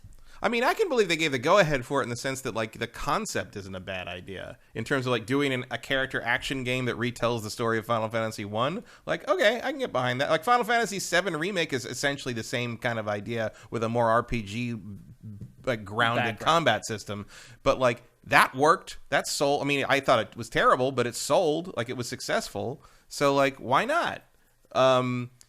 But, like, what they've done here, it just, like, baffles me repeatedly. And then today there was a whole thing that came out where, like, apparently the character models are, like, way more polygon heavy than they should be. And that's why the game has such terrible performance on PC. Like, one of the devs that was looking at the data said that the bats in this have double the polygons of the cutscene model for Kiryu in Yakuza 0. Like, which is, like a ridiculous, like why is that even imported into the engine kind of weird. So Matt, right now there's a lot of people in chat trying to apologize for this game, saying that this is all intentional or just saying that they enjoy the game because it's so bad. I mean, if you come into my house and piss on the floor intentionally, I'm still going to be mad at you. And not want you to keep doing it, which is about how I describe this game. And like, it's like the combat's not terrible. It's certainly better than the original demo they put up like last year or whenever that was. Yeah. The game's easier now than the demo was. Yeah, too. Definitely. And they added an even easier difficulty mode, which they constantly tell you exists. It's not even on the selection. It's easy and normal and hard, I think. And then there's a casual mode, which it constantly says like, you can switch to casual mode if you want. You want to switch to casual mode? I'm like, I haven't died yet, dude. I don't know why you keep throwing casual mode at me. I died in boss fights, but that's the way the game is. The rank and file enemies, you just wipe the mat with them. Like, it's so easy. And then the boss fights are like Souls games boss fights. Like, that's when you actually have to actually use the combat system to actually win a fight. Yeah, and there is Souls elements, like the potions, like the reef and there's bonfires. You get 5 basically. potions every time you save. There's bonfires where and the like, enemies... It's so weird. Like, I know this is just like me, but like, the fact that the characters keep posting, hey, look, there's more of those cube things over there. We should take a rest. I'm like, don't call out the weird gameplay mechanics. Like, what are you... Stop it. Like you're just constantly noting how weird this is. Yeah. It is definitely a cross between, like, Final Fantasy Camp and Neo. Which is basically Team Ninja's take on Dark Souls, Neo. Yeah. And but it's actually harder than Dark Souls, which... Yeah, Neo is definitely harder than Dark Souls, for sure. This wasn't that bad, but like I didn't find it particularly engaging. I do like the finishing. There's some elements of it that I think are interesting, but not particularly enthralling. Like the fact that there's all the elemental stuff, and if there's the obvious like, oh, throw water at a fire guy and it does more damage, but you can overload them with their own elements sometimes, which is a neat idea, and that gives you a different result. So I like that. The game's combat's flashy. I give him credit for having different like finishing animations for like every enemy. Like like that's impressive. There's parts of it that you're like, hey, there's kind of a good game buried in here. Yeah, there's something there. It's just the problem is that like even when I would kind of get into the combat, which I don't, is part of the problem here is that it's coming out around the same time as Elden Ring, and I'm like, I could just go play Elden Ring and have way better combat than this. But there's something to be said for this. They have improved it from that first demo, like, tremendously. So the combat is pretty deep, but you never have to use it. You never need to use it. Except for the boss fights. Which is like a weird thing because it really is a spike. At least in the early, this first one was a spike to me. No, it's that way the whole way through. Every boss fight is like way harder than anything that you had done for the previous like 30 minutes. And it's not undoable, but it was just one of those things where it's like, oh, okay, I got to pay attention now. Okay, because I've mostly just been sort of breezing through it until then. The combat is flashy. It catches your eye. Like you said, there's a different finisher for every single enemy type. And there are so many enemy types. Unlike Ghostwire Tokyo, there are lots of enemies in this. And they're so bizarre. Like, you fight pirates, and then you fight like a crazy, like, mutated spider. We are talking about the series where at one point somebody suplexed a train. So, there is precedent there. And there's just the usual sort of weird anime presentation thing where like everybody's doing the grunting and the gasping, the posturing and the posing, and the posing. Like the guy with the red hair, whose name is Jed, I think. Yeah. Like he just keeps doing the weird pose thing where it's just like he's like, oh yeah, I'm like, are you all doing a skit together? Like what is like.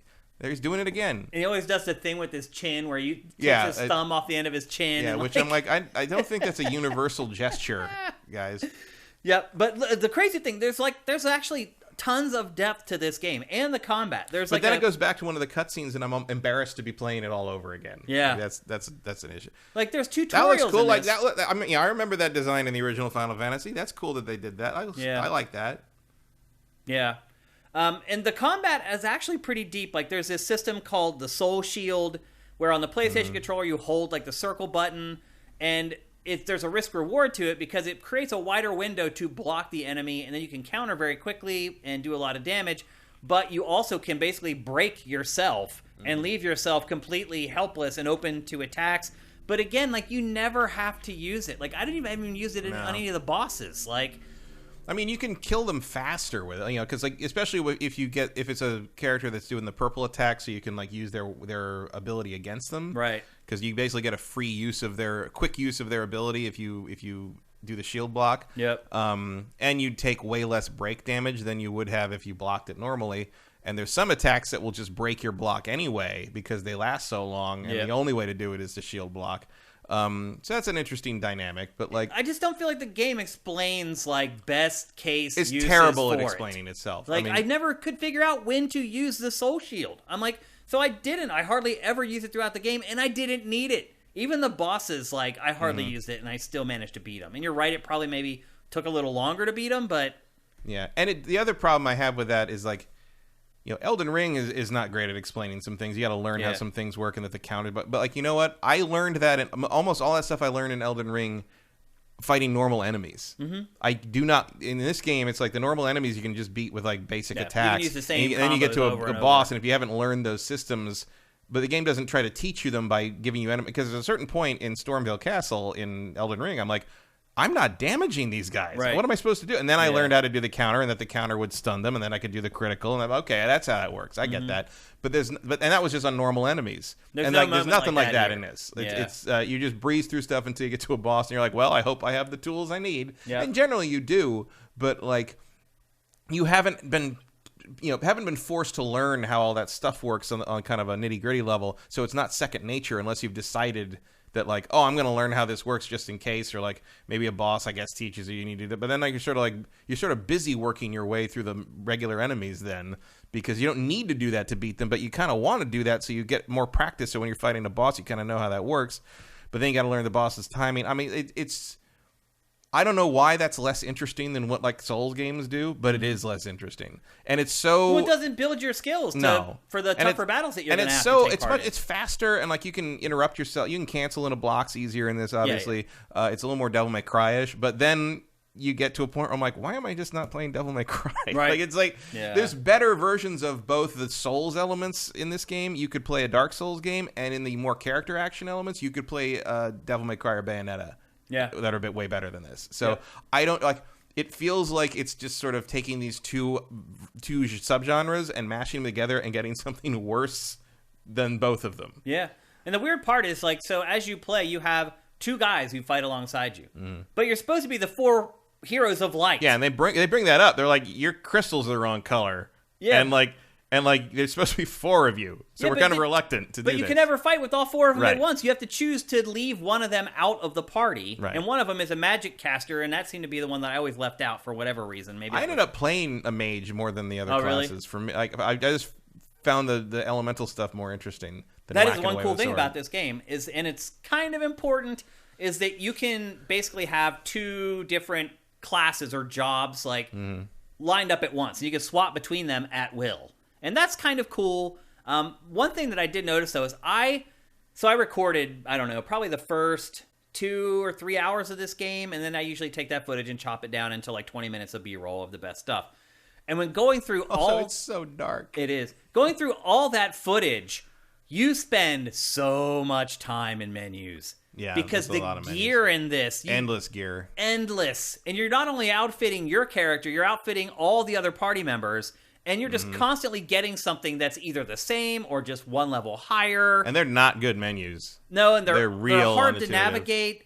And either you're doing that or you're constantly leveling up your jobs. Like, you spend a lot of time in the menus. The other thing, this is a minor UI thing, but like it will pop up the little things like you have job points to spend, and you go into the job points menu, and there's nothing you can afford with like one job point, but it will not stop telling you have another job point. Well, it took me a while to figure out that like eventually there's like 6 different disciplines or whatever, and sometimes you'll have job points in just one of those disciplines, and because you'll go to like the one that you're using, you're like, I don't have any job points. Then you start using like R1 or R2 to cycle through them. You're like, okay, the Ronin or whatever has like 3 points that I can use or whatever. And there's a lot of flexibility in how you play this game, and I think that's the highlight. I think the combat in general is the highlight of this game. I think it strikes a pretty good balance for people who are Final Fantasy fans who don't want to play games like Dark Souls or Elden Ring. It's not as hard as those games. You can make progress. Now, you're probably going to hit a wall. It has difficulty modes, for one thing. Right. And you're probably going to hit a wall whenever you go to fight a boss here or there. But for the most part, you're going to be able to make it through the levels without too much of a pushback. And I think that's the right call for the Final Fantasy audience in general, I would argue. But it is weird that this is all about, the 4 warriors of light. You only play with 3 of them at a time. Like, get one more in there, bro. Like, it just... do what you got to do to make it work. Like, take some polygons out of that stupid spider that you were talking about, and put him towards another character. Go ahead and have them fight with, even if it's something you do later on. Maybe they do. I don't know. I'll never know, unless someone talks about it plays it and talks about it on a stream. But the stances, like that you can choose between 2 at a time, like they make a big difference depending on the enemies that you're fighting. You talked about kind of the elemental stuff a little earlier. That makes a big difference. When you die, basically it's the usual like knock their stamina bar down until they get stunned and and finish them off. And then when you do die, which at least tends to be a little more intuitive than it was in Final Fantasy. True. Remake. That's true. When you do die, for the most part, like before boss fights, there's always a save point, so you don't have to run back too far to fight a boss. More of those cube things. We should rest. It's like, what are you doing? But there are some times where, like, there's a lot of distance in between the 2 save points, and I have died, and you have to go all the way back. But any physical alterations you've made to the level the first time through stay. Yeah. So, although enemies will respawn. They do. The enemies respawn, but I just run past them.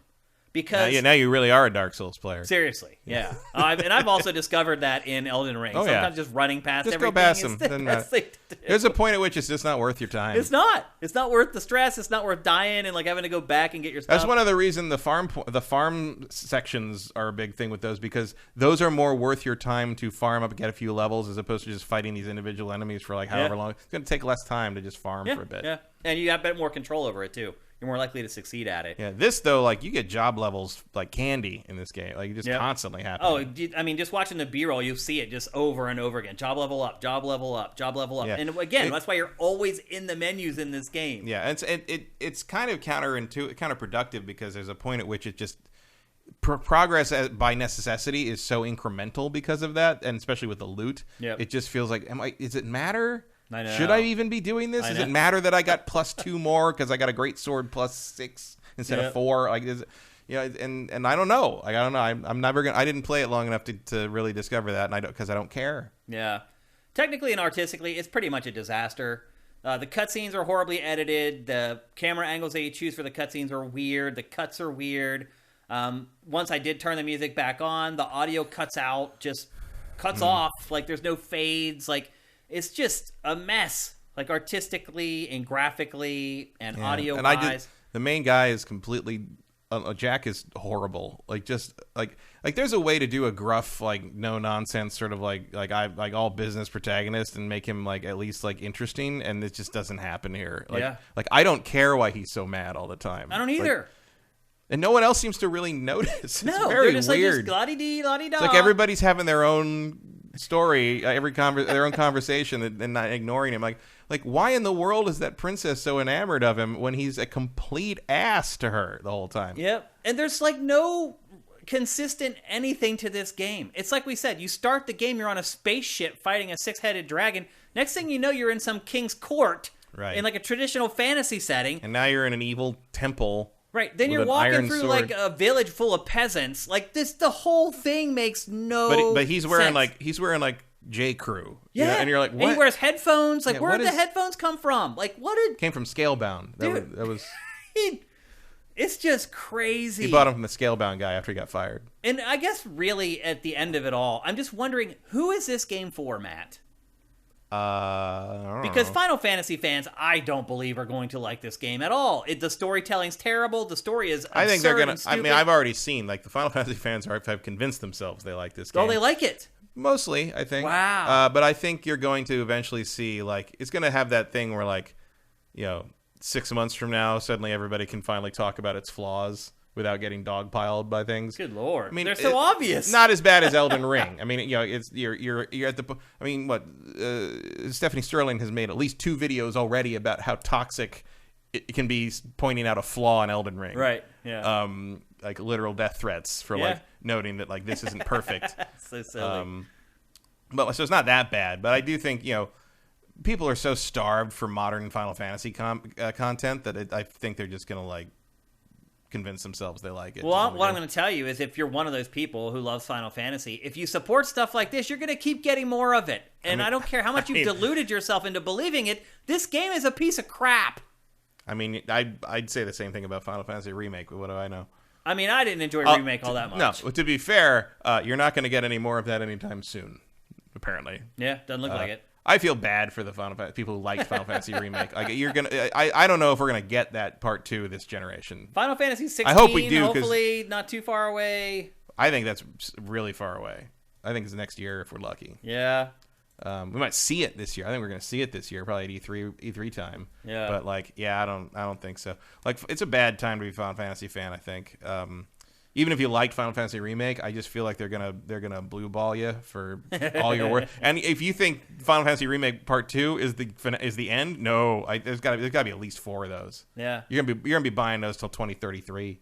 This game is so random. It's like I don't know if when you were kids you guys called it the same thing, but when I was a kid, we would go into 7-Eleven and we would like get a big gulp. And we'd mix every flavor that they had into one flavor, and we'd call it a suicide. Yeah, that's what we called it, too. And sometimes you get it right, and you'd be like, damn, this tastes really good. Oh, that worked. Yeah. And sometimes you just put too much Dr. Pepper in. And you end up pouring it, you end up dumping it right into the trash. And this game, to me, is like the suicide that tastes like crap. Yeah, it was the one where it's like, Oh, you put too much Sprite in. Yeah, exactly. Because that with the cola doesn't really work. Yeah. And that's what this game reminds me of. It's a suicide that I went into 7-Eleven and made on a hot summer's day.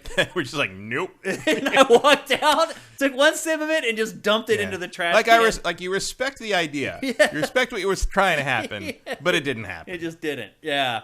I would not recommend. I can't think of anyone I would recommend this game to, because if you're a Souls fan, it's too easy. One is there's not enough challenge throughout the consistency of the game, and there's Elden Ring. There's no way I would ever recommend this. And if you're Elden. a character action fan, there are better character action games. Like the only reason is like you've played those other character action games, the better ones, to death. Yeah, you have nothing else to play. I mean, I would recommend Ghostwire Tokyo over this. Yeah, I enjoyed it way more. I mean, what I would say, I think it's limited time, so I do it fast. But I would say like download the demo. Play the demo. If you like the demo, the save continues on to the full game. So if you really like it, you can just buy it and play it that way. And you bring up a good point, too, because the demo is very representative of the actual game. It felt that way. It is. Because in that demo, you see all the insanity. Yeah, it does definitely tip its hand on all You see all levels. of it. You see the terrible writing, the weird voice acting, the grunts, the jumping of tone, the jumping of settings that doesn't make any sense. You get all of it in that Like, first how is hour this and in a the half. same world as the weird cyber platform? I know. Like, I don't That's what get I'm saying. I don't get it. Like, why is everyone running around with swords when, like, you have lasers? It's nuts. There's a lot of people in the chat saying Final Fantasy VII Remake is great. I mean, that is an opinion that you can have. One that I will not agree with, but that's an opinion. That's for sure. If you guys have any questions about this game, get them into the chat now. I'll answer anything that I can. I have not finished this game, and I don't think I ever will finish this game, but I've probably put, 12 hours into it at this point, something like that. Maybe an hour. I've made it a good ways into the game, enough to know that I do not want to play anymore. Yeah, I'm okay never touching this. This was one of those games where I finished the B-roll. It was finished rendering for the show, and I was like, Miller time. Exactly. That's when sometimes my job is work. I mean, it's always work because I have to spend a lot of time doing it, but sometimes, no matter how much time I spend doing it, it is work. And playing this game, to me, was work. Let's see if we have any questions. Here's one. Kevin Raffa. Is this the worst Final Fantasy game? Oh, no. No. I mean, I think it's definitely better than, like, Dirge of Cerberus. Yeah. Is it better than Crystal Chronicles? Yeah. Yeah. It's better than, it's better than 13. I hate 13. I only played 13 for like 5 hours, I think. I've tried to play 13 like 4 times. And the last time I tried to play it, I played it on PC with cheat engine shit. So I didn't have to think about anything. And I still fell asleep playing it. I gave up. Although I like the second Final Fantasy 13-2 a lot. I've heard that one. I didn't even try that. I also had trouble. It's a more traditional RPG and has time travel stuff in it. I liked it. I also had trouble getting through Final Fantasy 10, but I did play a lot of that at least. Yeah, I played 10 is the first Final Fantasy game I did not finish. Yeah. In the main series. That's the first one I got to a point where I'm just like, I think I was like 2/3 through it or something. I was just like, you know what? I don't care. Well, I had people who were way ahead of me, and that I was able to talk to about the game, and the way that they were talking about it, I was like, this is going down the wormhole that I do not want it to go down. And I never did finish that game either. I mean, in terms of, you getting into spin-off stuff, like, I think it's better than, like, Crisis Core. Yeah. Or, like, that kind of, if you're talking about, like, because you really can't compare it to mainline stuff too much, because it's so different. I am really disappointed that this game is from Team Ninja. I'll just want to say that. Again, I don't think Team Ninja is Team Ninja as we know it. Yeah, I don't think it is either. The people who made Ninja Gaiden are long gone. Yeah. This is people who were like probably interns when Ninja Gaiden was being made. Probably right. Yeah. And it's not like it's terrible in terms of. I don't think it was their choice to do the tone shift, because it's the tone problems and the terrible writing and the terrible storytelling and the awful characters and the weird, like, aesthetics are very in line with what Square makes, like, for everything these days. So I don't think that was Team Ninja. I think they did their job as a combat designing team pretty well. Yeah, that part of it's great. But I can't believe still Square Enix signed off on a lot of this stuff. It's like it doesn't care anymore about its canon or its lore. Yeah, well, I love that they'll do this, or maybe it never did. They'll do this, but then they'll be like, we don't know if that Guardians of the Galaxy game really worked. Right. It's just like, really? Like, that's a good point. It's bizarre. I don't know what's going on there, but something. I mean, well, I don't know why they signed. I mean, I know fiscally why they signed off, but why they signed off on Avengers being a game as a service, right? And then they make this, and it's just like, this is not a game as a service. Not a game as a service. Like, so good on you there. And there's not even microtransactions stuff that I saw. Too bad the game just blows. But it's just like, what is it? Like, what? How are those two people in the same universe? How come no one wants to know why he has buttons? Yeah. And then like Jed comes up and he's wearing like Adidas or something. I don't get it. It's really weird. Minority Game says, "Did you kill Chaos?" That's the thing. So everybody, there's like a meme about this game about how he's just like, Chaos. I must kill Chaos. Like, and 2 hours into this game, they're like, nobody knows what Chaos is or if it even exists. Yeah.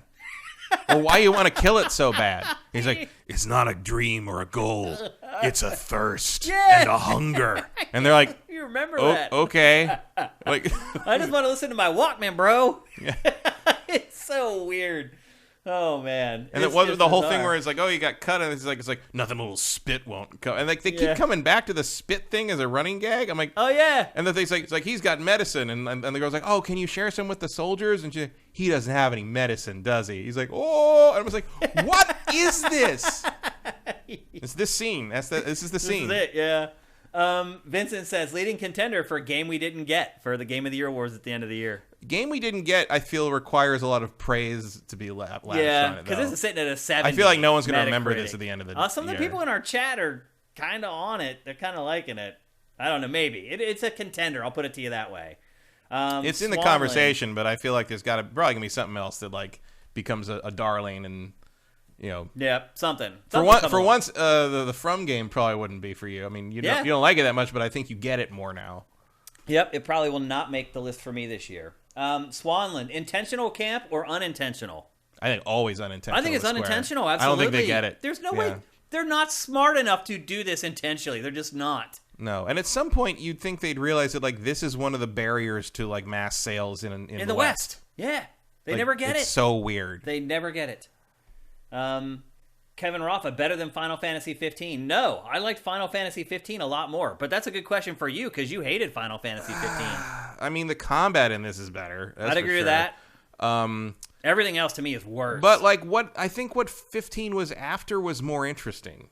The road trip with a bunch of buddies kind of in the open world. I mean, the open world in that is weird too because it's like Route 66 in the 60s, but it's also again mixing the modern day stuff with the fantasy stuff is very weird because none of that really it's not that it doesn't mesh, but it's like that terrible Netflix movie Bright. Where like orcs and fantasy stuff are in like modern day Los Angeles and Will Smith is a cop and all that stuff. It's basically like a Shadowrun movie, but except it's awful. But the problem is like the divergence of history is like 2,000 years ago there was a Dark Lord who like led the orcs in a rebellion, and like so the orcs are discriminated against 2,000 years later because of that, and everyone talks about the Dark Lord.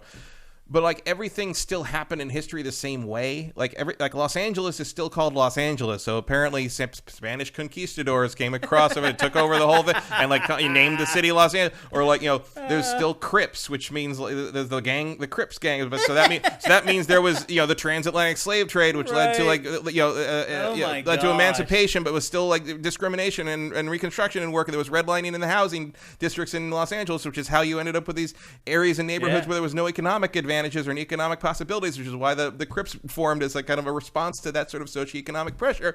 So apparently that still happened, but there's orcs. Like you can't diverge that far and expect society and everything to look the same. Like you can't. You're not going to still have Stand By Me, Frank Sinatra, and like convertibles at gas stations, and also there's a dragon 40 yards away. Like that doesn't work. It doesn't make any sense. People turn their brains off for stuff that they think that they should like. I mean, that's really what it comes down to. But I don't think any amount of turning your brain off is going to make you think that the plot and the characters and the writing and the cinematics in this are anything approaching good. No, I don't think that they are. There's a standard here that is just not being met. Swallow said the game is the chaos. Yep. I feel like I would probably rather have to play 15 again than play I'd rather play 15 than play this. Absolutely. I played a lot more of 15 than I played of this 2 hours, hours-wise. In part because I haven't played 15, like the revamped version with all the DLC, which is apparently a little better and more coherent. Yep. And also because like I appreciate what they're after more, and like I do like the two, the Dark Souls stuff and the character action stuff that this is drawing from, but I just don't think it matches up to that. Whereas Final Fantasy 15 doesn't really have an analog. No, there aren't really a lot of there's a reason giant open world weirdo JRPG buddy road trip like at least it's different, right? Yeah, and at least you get to look at Ignis's beautiful food. Yes, oh, that's right. I forgot about that. How food was rendered in that game. The best looking food. The food is the best looking thing in that game. Yeah. Yep. So anyway, there you go. That's Stranger of Paradise Final Fantasy Origin. That's 2 thumbs down from Matt and I. Yeah, I can't. Neither one of us would recommend buying this game at full price. What would you pay for this game, Matt? Someone would have to pay me. Really? For this game, there's $25. Like if you're a Final Fantasy like, were fan. the day to come where it was like $5 in a sale, maybe. Yeah. Just to like be able to show people how stupid this is. And it keeps. I mean, I think I said it when they first showed it, but it continually reminds me of that 3D Castlevania game. Not the good one, not the Mercury Steam ones. The one I think was Castlevania 64. No, the PS2 one. I think Lament of Innocence. I think it was, where it was either Lament of Innocence or Curse of Darkness. I can't remember which one it was. Yeah. But there's a thing where he comes to the Belmont character. The main character comes to the gate of the castle, and Dracula is like taunting him, and he's just like, you cannot defeat me. I am beloved by the night. And the Belmont guy goes, I can't remember which Belmont it is. He goes, I'll kill you and the night. Oh, that's right. I'm like, what? Like, what does that even mean? You can't kill a time of day. If you could, daylight savings wouldn't be a thing anymore. Yeah. AJ's asking, are the reviews too high or are they fair? I think they're too high. I think they're too way high. too high. There's a Final Fantasy bump. It's a 7.2 right now on Metacritic, and that to me is too high. On the 7 to 9 scale, this is a 6 if I ever saw one. If I was actually if I was doing like an X-Play review, I would be at a 2 and really have to have a conversation with Adam about whether it should be a 1. And he would be like, we're giving it a 1. Yeah, he would probably give it a 1. It's probably not super fair. There'd be a little spite to that. Yeah, but it's not worth a 1. It's not a 5 point definitely scale. not. Yeah, like, a 1 is a broken game that doesn't work properly, but 2 out of 5, I would definitely consider it. 3 out of 5 if you're really forgiving of all the anime tropes. Sneaky says, why are these reviews too high, but Elden Ring's 10s aren't? I think we both said that they were too high. I do think Elden Ring is overrated. Yeah, I'm not gonna argue with it because it helps my fantasy team a lot. Like, that is the best second pick in the history of the fantasy game draft, and will probably remain so for a very long time. Yeah. But the fact that game has like a 97 average is crazy. It is crazy. We've said that already. Yeah. You guys forget what we say. I don't know if you're watching other podcasts and like thinking that what other podcasts are saying or what we're saying. Also, note that in the 1.03 update, they added on the map, it shows where all the NPCs are now. So much for artistic integrity. I guess I don't have to keep that journal anymore. Oh, it's almost like usability matters. Oh, man.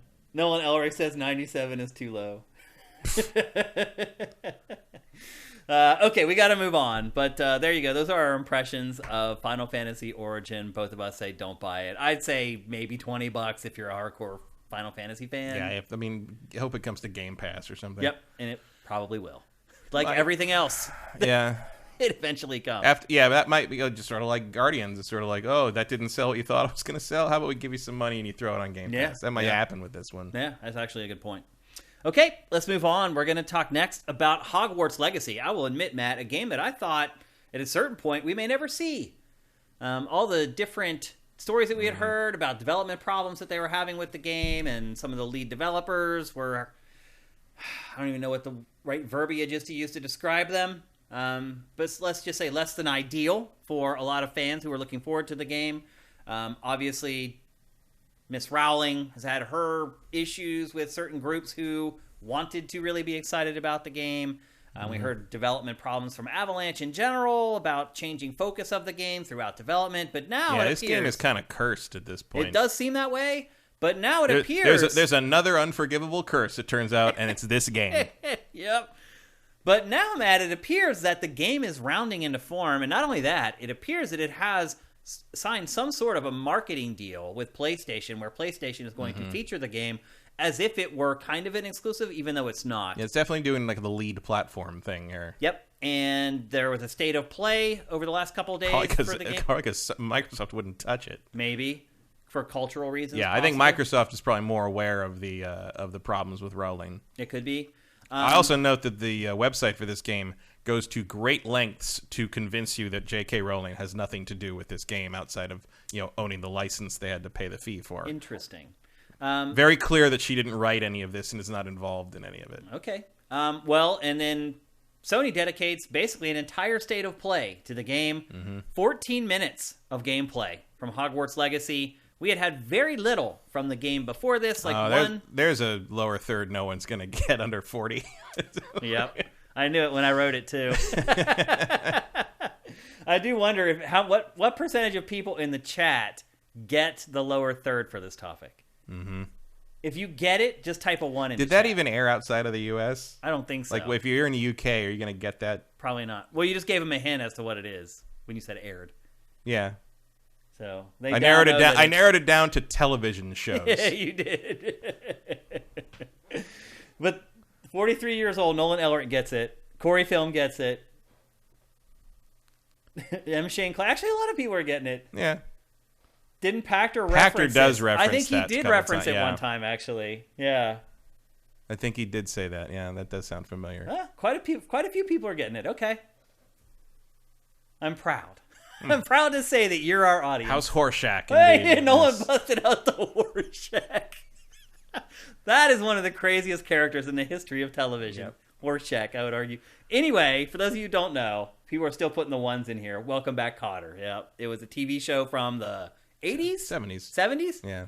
And it was a TV show about a teacher who taught in Brooklyn, I believe. Yeah, like a inner city school in Brooklyn kind of thing with a bunch of a really diverse group of students, but like not the brightest. Yeah, but they're good kids. They're good kids, good hearts. Yeah, it was a heartwarming show, I guess is the best way to put it. And it was very popular, but it didn't run for very long. It didn't last very long. John Travolta.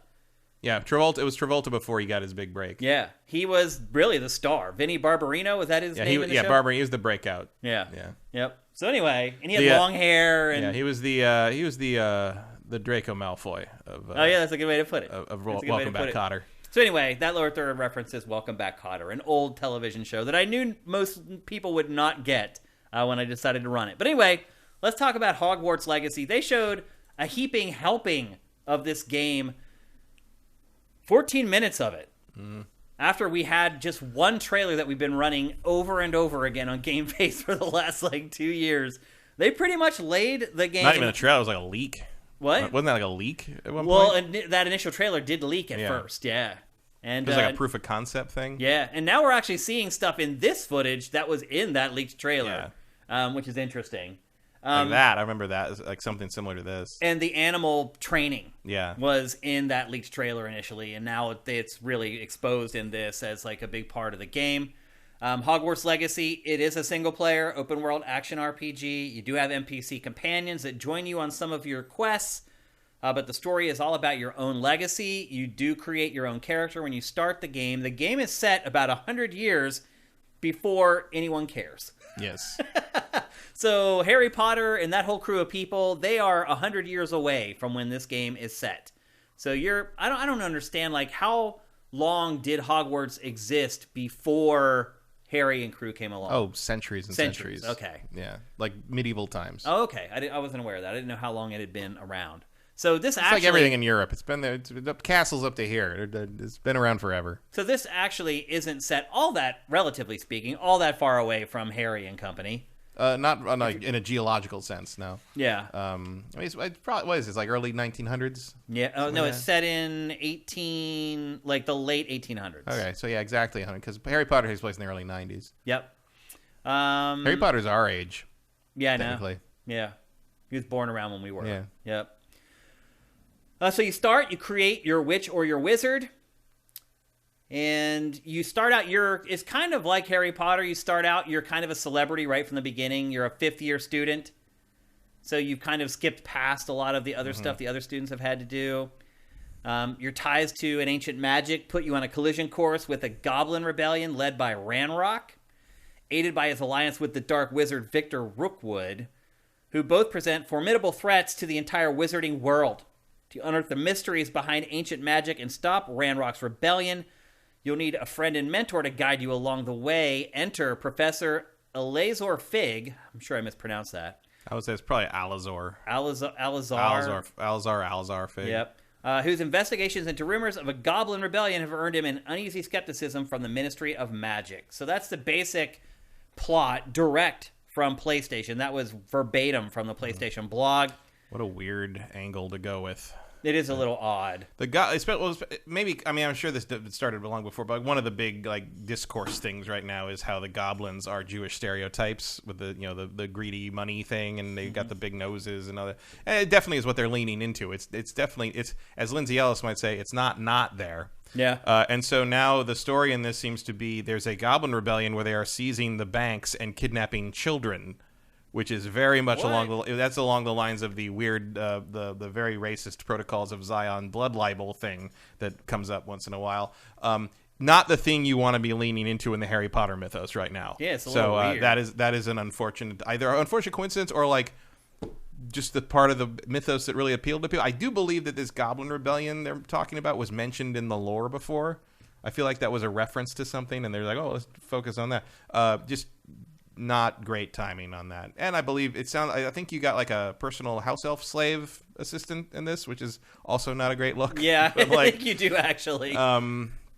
Sure. Yeah, I don't know. This game is good. I feel this game is funny because this game is probably the Harry Potter game that everybody's wanted since Harry Potter started. Oh, absolutely. But yeah. I think it might be too late.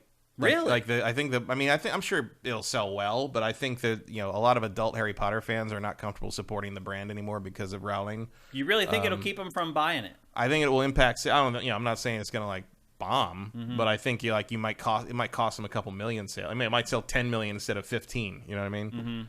Mm-hmm. Because I would guess they're definitely counting on 15 from this. I mean, you want this to really be a break. Also, the Harry Potter brand needs a win at this point. Yeah. Because the Fantastic Beasts movies are not doing it. Yeah. Even outside of the Rowling stuff. I mean, I think Fantastic Beasts has been floundering even before all that because they're just not very good. Yeah. I mean, that's the problem. It can't just be set in the Harry Potter universe. No, you gotta have something. It has to be good. Yeah, and look, this looks pretty good. I think at the very least, I mean, it's fun to see the Harry Potter stuff done in modern visuals because we haven't had a decent real Harry Potter game 4K, in how long? baby. Yeah. Two absolutely. Generations? Not since. I mean, were there Fantastic Beasts games? Not that I'm aware of. I don't think so. I mean, probably mobile crap. Yeah, because mobile, not real games, right? Yeah, I don't think so. The last one is probably like Chamber of or the last movie, like Deathly Hallows. The Gears of War game. Back when EA had the license. Yeah, EA had the license. Yeah. This game does look pretty amazing, though. I'm not the world's biggest Harry Potter fan in the world, period. No, but even as only a tertiary fan, this game looks pretty awesome. Yeah, I'm curious about it. I'm definitely I would like to see what all this stuff adds up into, and part of the issue with Harry Potter is that it's even more so than a lot of other big popular fantasy and sci-fi worlds like Lord of the Rings or Star Wars or Star Trek. Harry Potter more than most really falls apart after 3 minutes of thought. Yeah, it's very cobbled together without a lot of thought put together, and she would sort of bolt solutions. Was it Sean, the YouTube guy who I kind of tore apart the politics of the books in a video a couple weeks ago, made a very good point about how she has sort of a 2-book delay where she will respond to fan criticism of the world building and stuff by coming up with some other idea to fix it. And his example was when the 3rd book came out, everyone was like, well, wait, if they have necklaces that can time travel, why don't they just go back in time and stop Voldemort or World War II or what? And her solution to that was 2 books later, Neville accidentally knocks over a shelf that has all the time turners on it in the Ministry of Magic and breaks them all, so you can't time travel anymore. Interesting. You can almost hear when you describe it like that, you can almost hear her at the computer going "All right, you little shits, I'll make you stop talking about the time turner." Yep. But honestly, it really appears as if the game is going to give you the opportunity to just become your own Harry Potter. You're not named Harry Potter. You're named Shane Satterfield, but you're living the Harry Potter life. You can play Kidditch. You choose your house. The world in the game changes depending on the house that you're put into. Including why in the world is Slytherin architecture, still around? decor, the entrances, and stuff like that. You can leave the school grounds. You don't have to stay at the school. You can venture into the Forbidden Forest, into Hogsmeade Village, where you can interact with magical beasts or go shopping for supplies, where there's shops and things like that. I mean, it definitely checks all the boxes. Yeah. And once you leave, you'll be able to tame magical beasts. And I'm not sure exactly how that works as far as what you do with the beasts after you tame them. Do they fight alongside you? I don't know. I couldn't really tell from this footage, and they haven't really said a whole lot about it. I imagine they don't directly do that. I mean, I would guess they're more used for environmental stuff, because it seems like you're really working hard to not kill anybody in this game. And I feel like sending like minotaurs after people is probably going to result in some bodily injury. I know you can heal broken bones and stuff with magic, but... and then there's the Room of Requirement, which is a secret room which is within the Hogwarts Castle. Which increasingly almost everyone who's ever gone to Hogwarts knows about. Yeah. It's also in the new Fantastic Beasts movie. Yep. But it's supposed to be a secret base where you can craft like concoctions, practice magic and potions. There's definitely an inner circle of Hogwarts students that pass this stuff down. Yeah, and apparently that's also where you keep the magical beasts, but it still doesn't really say what you do with them. And then you can also use it to catch up with other students in terms of abilities and academics, stuff like that. I mean, it looks like they're helping with the combo there, little creatures. Oh, the creatures are? Okay, yeah, like that. So they are involved in holding combat. up so it looks like it's a mandrake, so hold it up and then it screams and everybody gets stunned. Okay, so it does look like they're incorporating into combat then some. Maybe they could be used as mounts. That's true, because it is an open world game. You're going to need to be able to travel, although obviously you have the broom. Well, maybe you don't get the broom till later and you got to ride. That's possible. Frankly, I'd rather ride a hippogriff than a broom. That's for sure. Yep, a lot more fun. You'll be able to brew Wiggenweld potions for healing and use a mandrake seedling to incapacitate enemies with its cry, just as we saw in the B-roll. As you continue your studies at the school, you'll learn more recipes for potions, how to handle an assortment of magical plants. So that whole element of the IP is incorporated into the game as well. And then obviously the spells provide different ways to approach combat. You can go in Wands Blazing by accepting Accio to pull an enemy close before blasting them with Incendio. Or do you cast the Delusionment Charm to take a stealthier approach, finishing off enemies with a Silent Petrificus Totalist Takedown. It's like got its own vocabulary. It really does sound like it's just going to provide that Harry Potter life in an open world action RPG. Now the combat, to me, does look a little... I don't know. It just doesn't seem like it flows.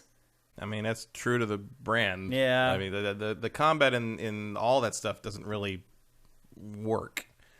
The other part of it, too, is it's accurate, though. Yeah, like there was one scene in this where it shows like one of the magicians getting trampled by like a huge troll. Like, you should be dead. Mm-hmm. Like, the one thing about the Harry Potter movies is like they hardly ever get hurt, because if they get hurt they die, because they're just kids. Mm-hmm. They're not like these fantastical beasts that can sustain a lot of damage. So it'd be interesting to see how they handle that inside the game, or if they just completely ignore it, which my guess is it'll probably be the latter. I wonder if that's your microtransaction thing there. What? Well, it's like you're planting seeds and growing stuff in the garden, and it's saying like going to take 24 minutes or whatever. I'm like, speed it up. Speed it up. Give me $1. Speed it up. Give me $1. There's your slave. Yep. Graphically, I think the game looks great. Yeah, it looks nice. Be nice. What my main takeaway from this is like I wish somebody would make a Jedi game like this that covers all this in the same level of detail. There you go. There's someday, your Matt. Someday, I think it'll happen. It'd be nice. I really thought Respawn might do that, but nope. Well, Ubi's working on something. Right. That'll probably be the first, is my guess. But we probably won't see that for another 3 or 4 years. Yeah. My best guesstimate. But again, I'm not a huge Harry Potter fan, but I'm pretty excited for this game. The release date is holidays of this year. They don't have a solid date for it yet. Do you think They were saying September. Oh, really? Now it's just holidays. That's not encouraging. You think it's going to make it this year? I don't know.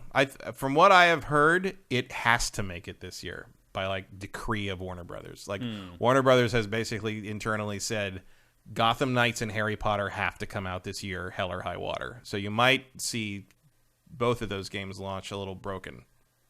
Yeah, it sounds like these are going to come out whether they're done or not. Coming in hot. You more excited for this game now that you've seen all this footage?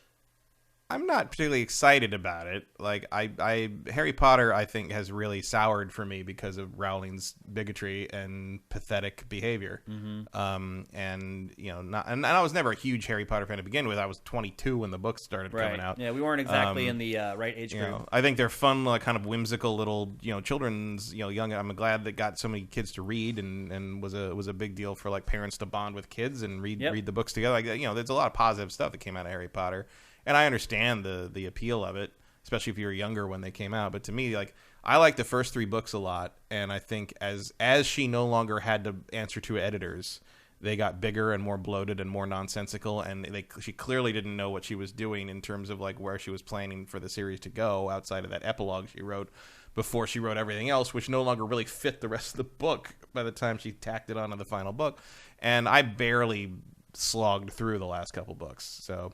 Not a huge fan. Didn't find the movies particularly amazing after the 3rd or 4th one. Never even saw the last one. I still haven't seen Deathly Hallows Part 2. Really? No, I just don't care. I watched all the movies. I like the Lego game. I haven't read any of the books. I like the Lego game. Yeah. That's about it. Yeah. I like some of the games based on the movies. I thought the GBA games based on the first 2 movies are really good action RPG, like Zelda style action RPG and action adventures. The Chamber of Secrets actually is one of the better GBA games, I would say, in terms of non-Nintendo. I don't remember it, actually. It was like a top-down like action RPG. It's really good.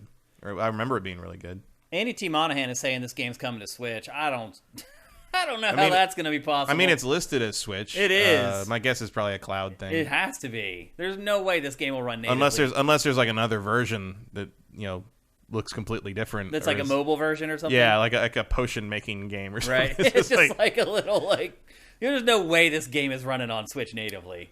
No, I mean it'd have to be cloud. It'd have to be a cloud game. Yeah. Dan Boy says he disagrees. He thinks the books have gotten better as they've gone. Nah, I can't go with that. I think they're trying to get more complicated and darker as stuff gets older, because the kids are, theoretically the readers are growing up with the books. But I think the first 3 are pretty decent kind of whimsical childhood fantasy books in the vein of like Roald Dahl, although they're not quite so weird. And I think as she starts trying to tell like a more epic story, it just does not come together.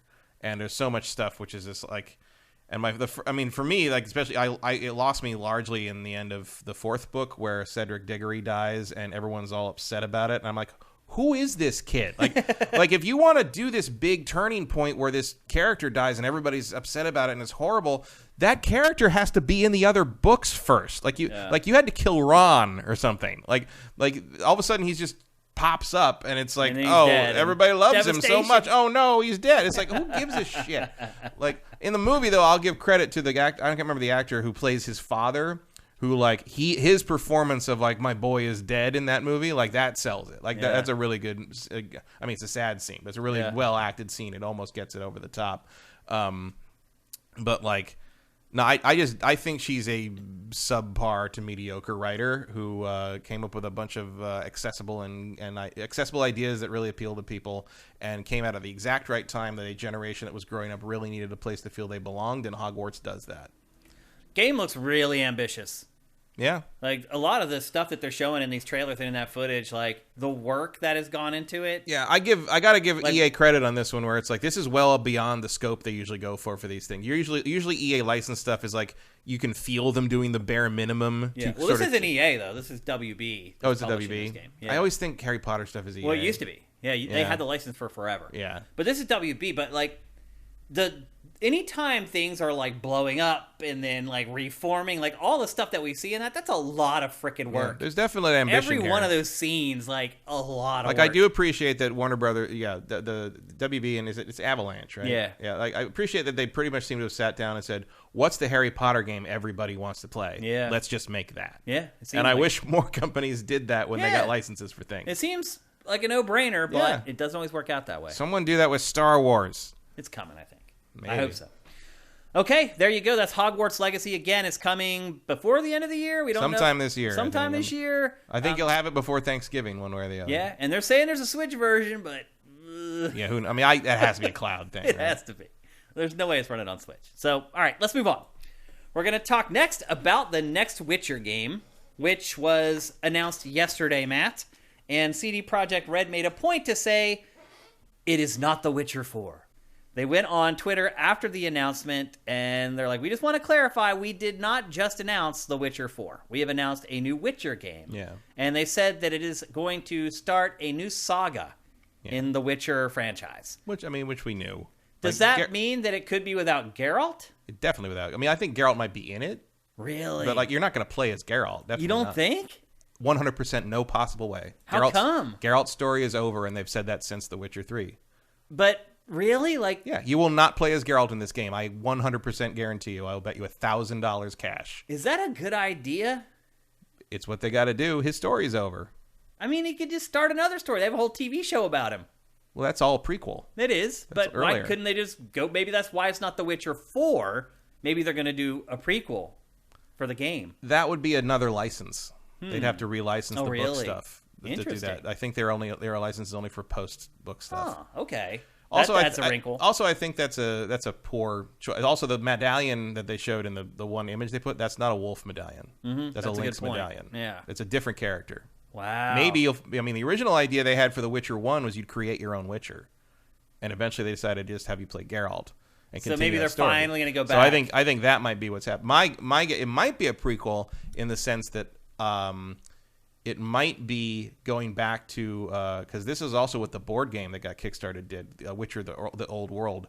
It jumped back to like hundreds of years earlier when in the heyday of the Witchers.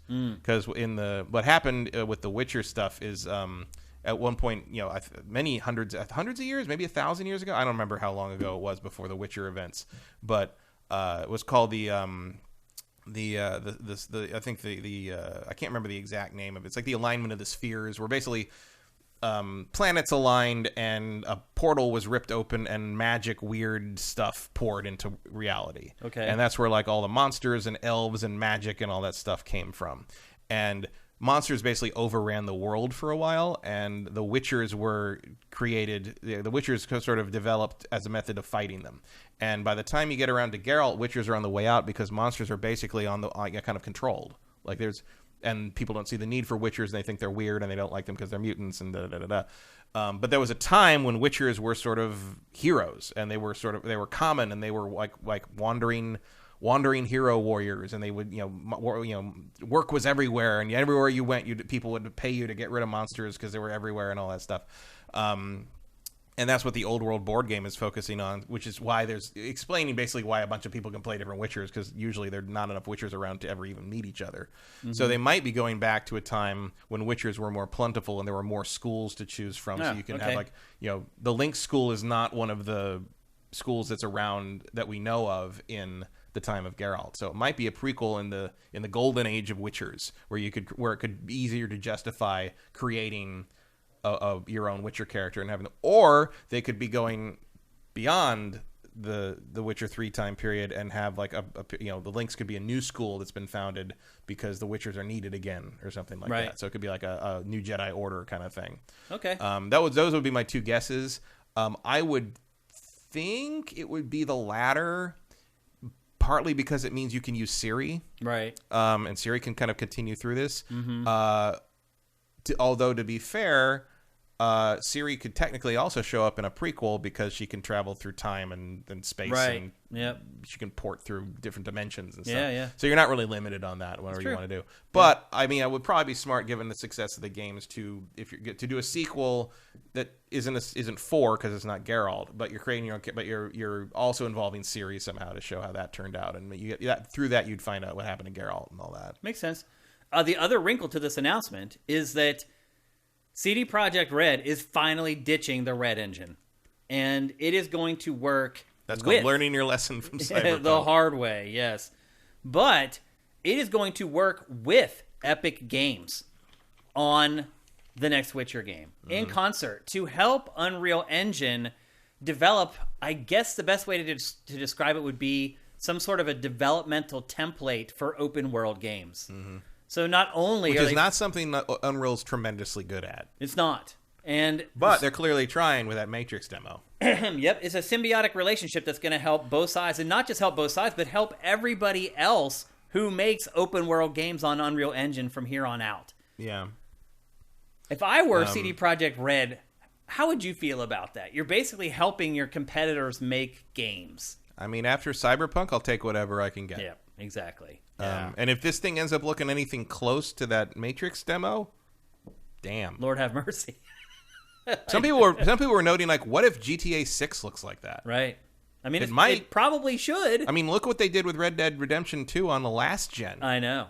Look, I mean, GTA 5 is a PS3 game. I know, and it looks pretty damn good. Looks pretty good on PS5. Even without the upgrades to the new stuff. Like, so I don't know. Like, yeah, I'm pretty interested. I mean, I think we're gonna be deciding whether to buy this or Elder Scrolls 6 around the same time. Yeah, you're probably right.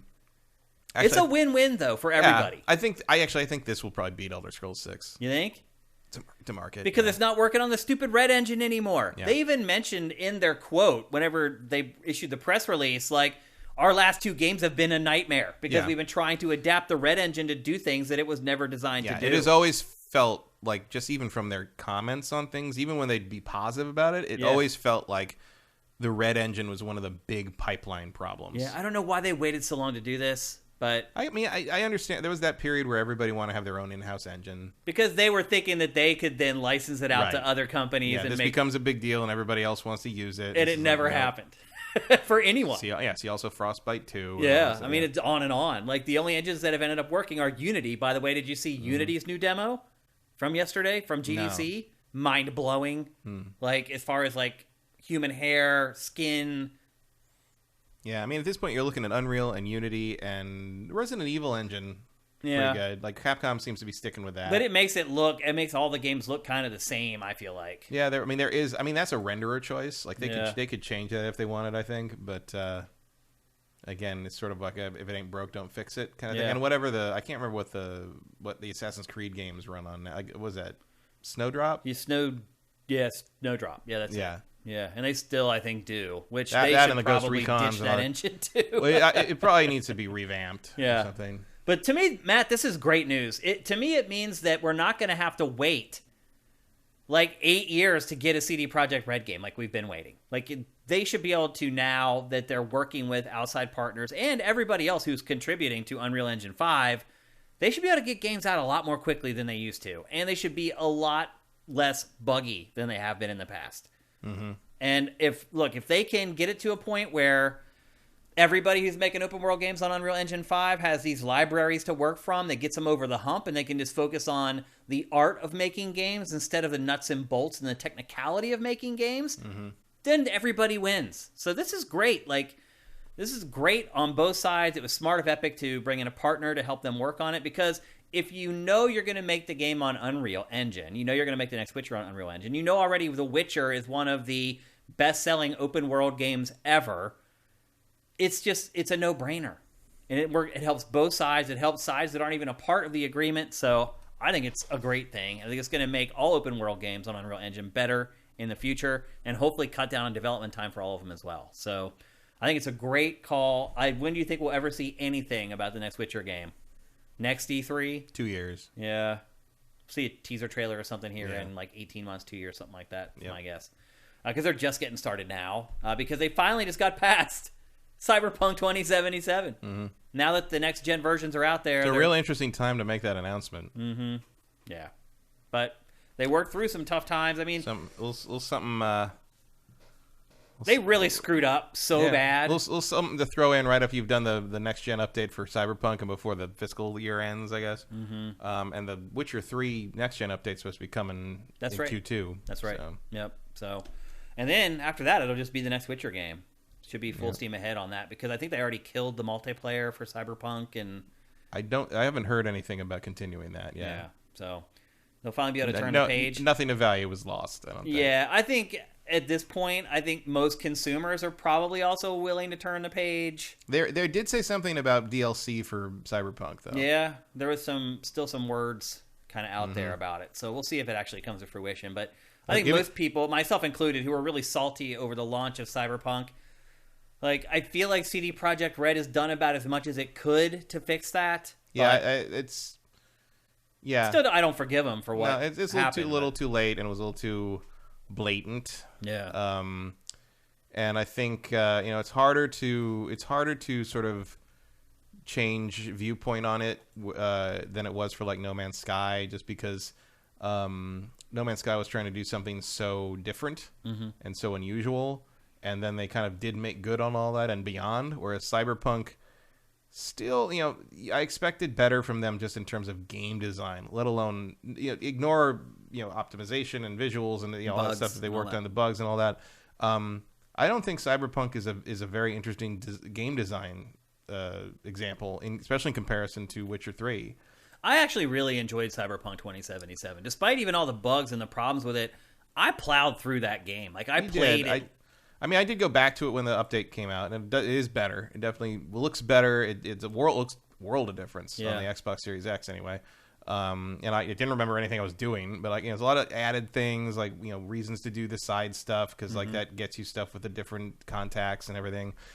But I played it for a while because that was what I played until Horizon came out, and it was still just the same thing over. It's just like run in, slow-mo hits, cut people's heads off, pick stuff up, go back. Like there's just no. I mean, Witcher 3 had everything you did had like some kind of narrative backbone to it, and it's just not there in Cyberpunk. It doesn't feel like a world where stories are happening. It does feel like a world where people live. Like it does feel like it is the best city in a game I've ever seen. I think I just walk around that city and watch. Nothing super unique happens, but it's like there's something about. But you go in a little back alley, and there's stuff happening back there. Or like it connects, back there, or like connects up in a way that like it makes sense how like that alley would form as the city grew up around it. Like there's a logic to Night City somehow that is city planning. I mean, that's really what it is. I mean, not like, but like that haphazard sort of like, that's good enough sort of thing. That like it has a character to it that works. That a lot of video game cities just don't. Even video game cities based on real cities. Yeah, like Ghostwire Tokyo. Yeah,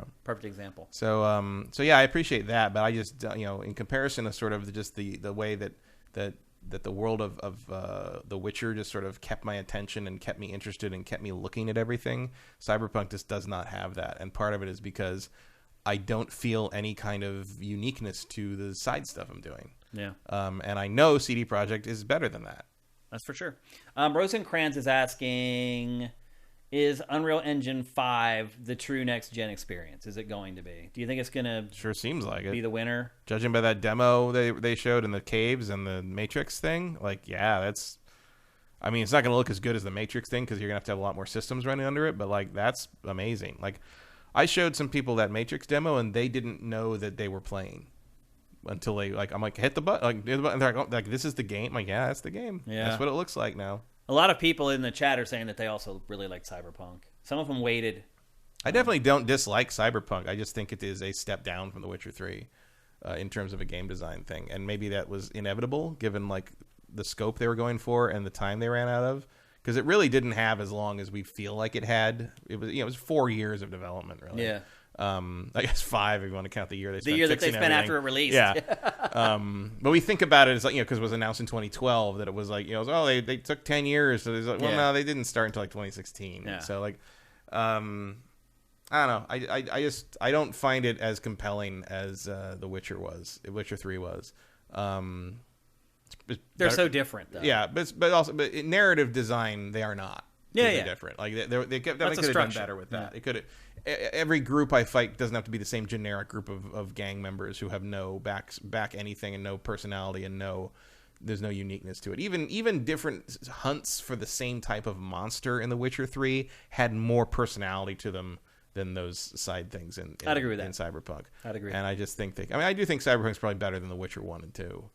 But like I don't know if I'll go back and finish it. One's high fantasy, one's cyberpunk. Mm-hmm. So a lot of that, I think for most people, whether they like one more than the other, probably a big part of that is which setting they like more. Well, sort of. I mean, cyberpunk I have trouble describing as cyberpunk. I would more describe it as noir. Yeah. Which is cool. Like I would definitely play. They would never do it. But I would definitely play a CD Projekt like straight up noir game, like a 1940s LA noir game made by them. That would like be a gumshoe detective type thing. like that kind of thing, like a double indemnity kind of thing. Okay. That would be cool. Yeah. I would like to see them branch out. I just don't think Cyberpunk turned out to. They'll never touch that again. I can't imagine. I don't think so. I think they're one and done on that one. Yep. Okay, we got to move on. We're going to talk next about a cool little game that, unfortunately, because I have been playing Final Fantasy Origin and Ghostwire Tokyo, I did not have a ton of time to play. But Matt, I think you spent more time with it, and that is a little game called Tunic. Mm-hmm. It is on Game Pass right now, and it is a Xbox and PC exclusive. Yeah, it's Microsoft's involved somehow there. Which, as we were saying earlier with Ghostwire, which means probably in a year it'll come to PlayStation with, if there's any DLC, it'll have it added in with the base product or whatever. But for right now, it is an Xbox and PC exclusive, and you can play it for free on Game Pass. It is kind of a top-down, old-school Zelda-like. At least it looks that way. Mm-hmm. It is. When you start playing it, though, and I only played probably 2 hours of this, I'm guessing, it's hard. Yeah, it's old school Nintendo hard. Yeah. Like I refer to it as kind of like a Souls-like in the lower third, but really, you're right. It's just like an old Zelda game. Yeah. You get no real help early on unless you're It's for instance, I stand on that thing and I'm like, okay, I was waiting for something to activate. No, it doesn't do anything. It doesn't do anything. So yeah, this is it's very Zelda inspired. To the point that early on you're looking for a sword, but part of the gimmick here is that you can't read a lot of stuff until you find stuff that translates things later. And one of the main things you're finding are pages to an instruction manual for the game, right? Which is patterned after the old NES manuals, or actually the old Japanese Famicom manuals, more. Yeah. With like the same design they had in Japan and all that kind of like look, and like they would include like all this amazing art and like maps of things and like hints to things and little like rundowns of all the various enemies and sort of that. And they were kind of key to like you see there, like you don't know that says stick, right? Because you don't know how to read that yet. And there's a lot of stuff you pick up that you don't know what it does until you use it, and then it'll kind of fill that in for you. And as you maybe you don't know where to go, but like some of the manual pages you pick up will tell you where to go or give you a hint, like this is on page whatever, but you don't have page whatever yet, so you got to find page whatever to have that thing. And so there's a mix of both, like trying to figure out like where would you probably logically need to go next, and some of that's early on there's like a lot of signs that like point towards where a sword icon is, and you're like, okay, I want a sword, so I'm definitely going to keep following the sword signs, because the stick sucks. The level design is complicated. It is. It's like Dark Souls. It all folds in on itself. And there's like shortcuts to later areas that are always there, but you'd never know they're there until you take them back to where right. No, you're right. They come out from the back of something, and you would never have known you could walk behind it, but you always could have done that. Yeah, you just didn't see it. Yeah, there was no way to see it. A lot of it is the isometric perspective. Yeah. It intentionally hides things sometimes, or it just obscures them to the point where you just basically gloss over them and don't pay attention. There's a lot of discovery here. And whether you find that annoying or fascinating is sort of up to you. You also see you cannot jump, you cannot roll off of cliffs. Yeah, classic Zelda stuff. You can't jump over things or fall off cliffs. You can die very easily, as I did right there. Yeah, you die pretty fast if you're not careful. You do lose 20 gold. Yeah. Every time you die, you go pick it up Dark Souls style. But you could lose it all if you don't go get it. Yeah, well, it's only 20. Wait, there's only 20 left where you die? You only drop a little bit of gold. Oh, yeah. I didn't realize that. Yeah. Oh, okay. You drop about the same amount that you get from like killing 3 of the pig enemies. Oh, okay. It's not a big penalty. That's good. And so you basically go around and the goal. There's no real dialogue, and the goal is to basically find items and upgrade the character if you can figure out how to upgrade the character.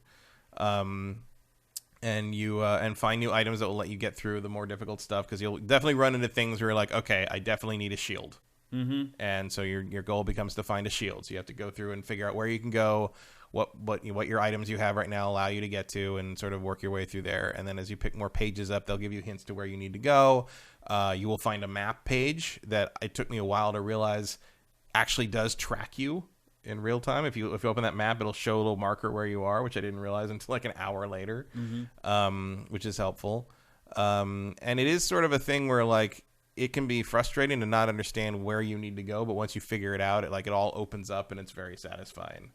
Yeah, the levels start folding in on themselves. Yeah. You'll find yourself back to some place you were before and not really realize how the hell you got there. At least I did. Yeah. I was like, wait a minute, how did I end up back almost to the beginning of the level again? Where you're just like, it's like, okay, well, and you follow this path, and you're like, wait, I know where this place is.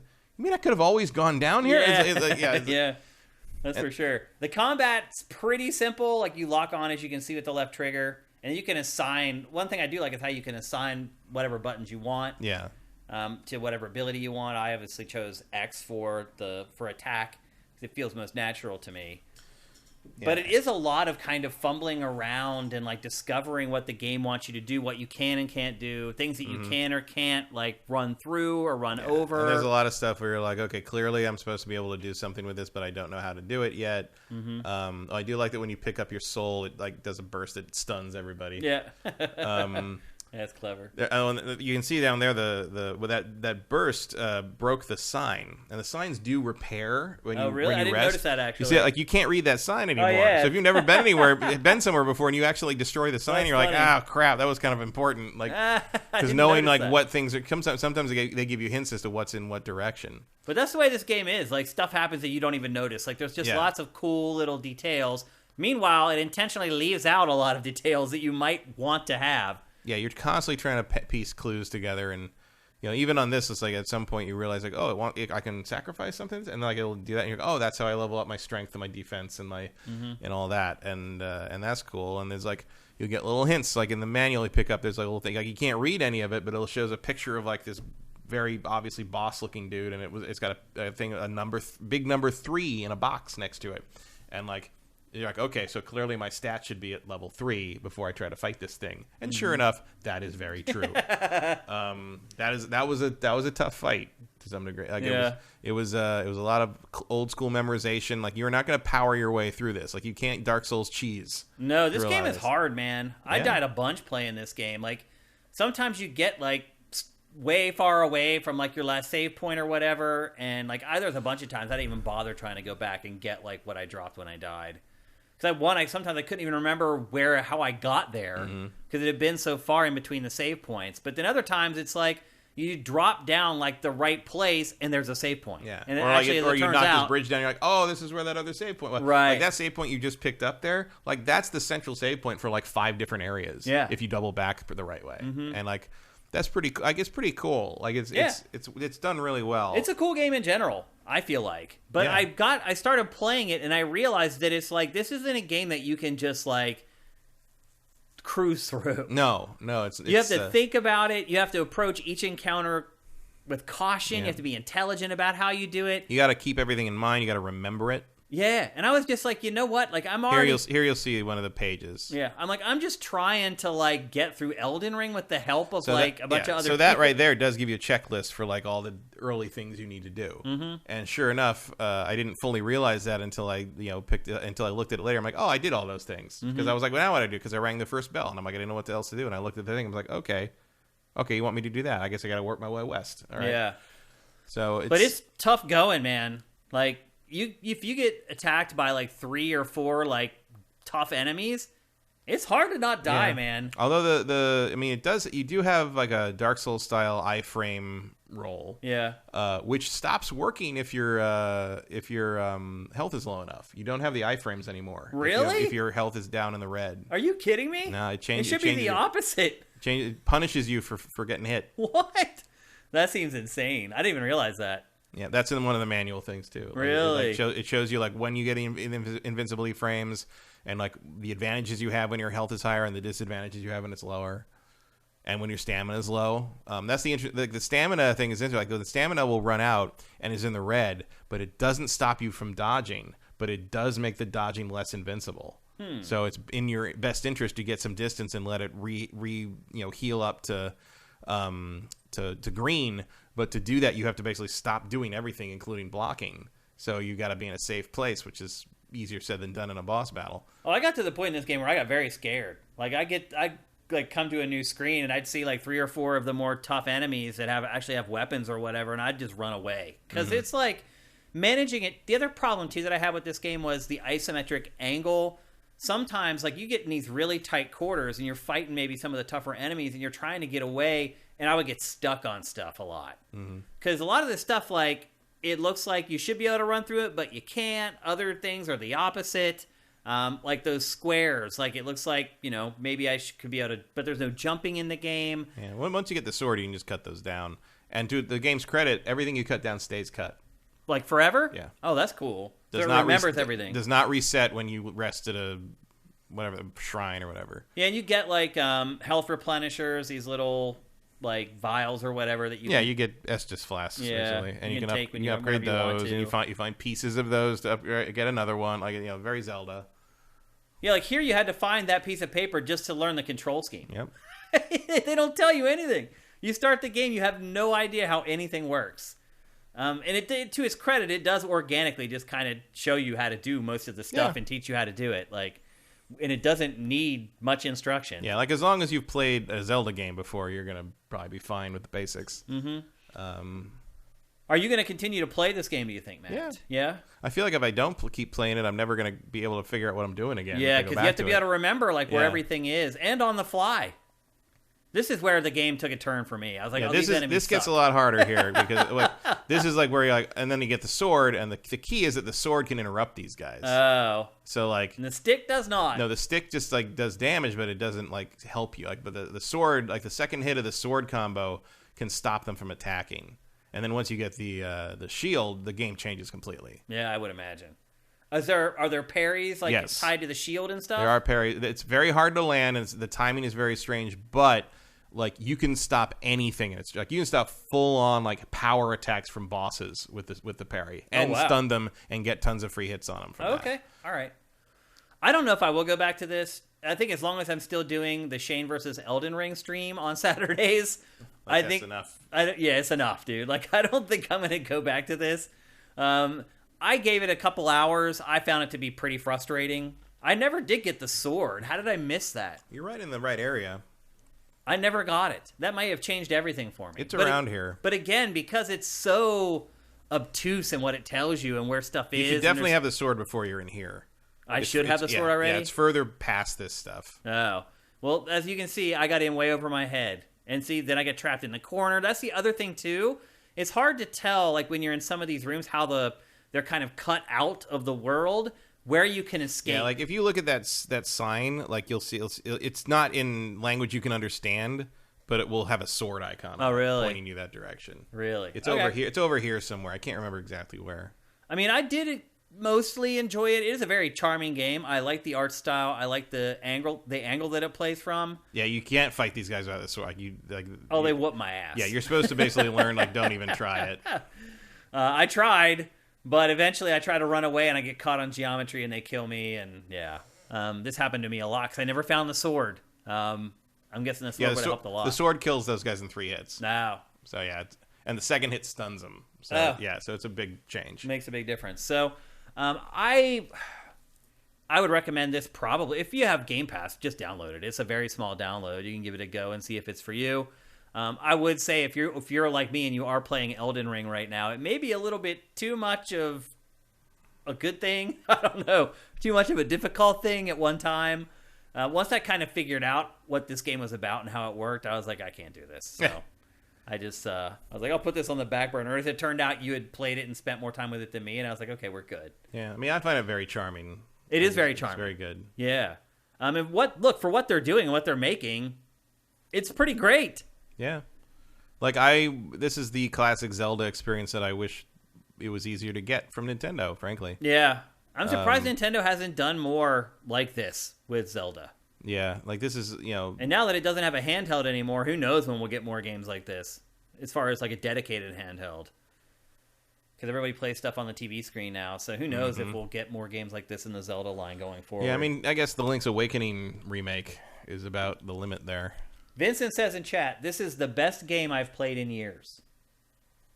Wow. I wouldn't go that far, but it is. This is some big words, if man. If this is the kind of thing that you're after, I would say that very few have done it better. Yeah. And it's kind of got this like, figure it out yourself without being too obtuse. Like that's a very hard balance to strike, and I think it does strike it. Like I never felt like I had no idea what to do next. I always managed to communicate to me what I need. I was like, okay, I need a sword. Clearly. Okay, the sword's cool. You see what I've been doing here? I just keep banging my head against the same wall. You got to stop doing that. You got to go the other direction. Because the sword is past that. Yeah. Clearly I need a sword, and I have a sword. It would be really great if I had a shield, because now they're starting to shoot things at me. Well, I just wanted to kill these guys. I was like, okay, this is a challenge now. So I'm going to kill you guys. So I found a shield, did that, and then you're like, okay, cool. And I go, where else? The only place. And how disappointing was it for me that I fight for that chest, and all I get were 15 freaking gold for the chest. I was like so mad. And then you're like, okay, go on the shield. Okay, now the only place left to go is too dark to see, so I probably need a lantern or something. Where do I find that? That's that kind of progression. Yeah. And it all flows really well, and that is a very difficult thing to do, especially coming off of like something like Nobody Saves the World, which was also good, but like was not elegant enough to pull off the trick this one's doing. Also, when you get the sword, you can cut all that stuff down, so like you're not trapped. You're not trapped or limited on it. Yeah. Yep. Well, I never did find it. Yeah. So that was the end of my Tunic journey, essentially.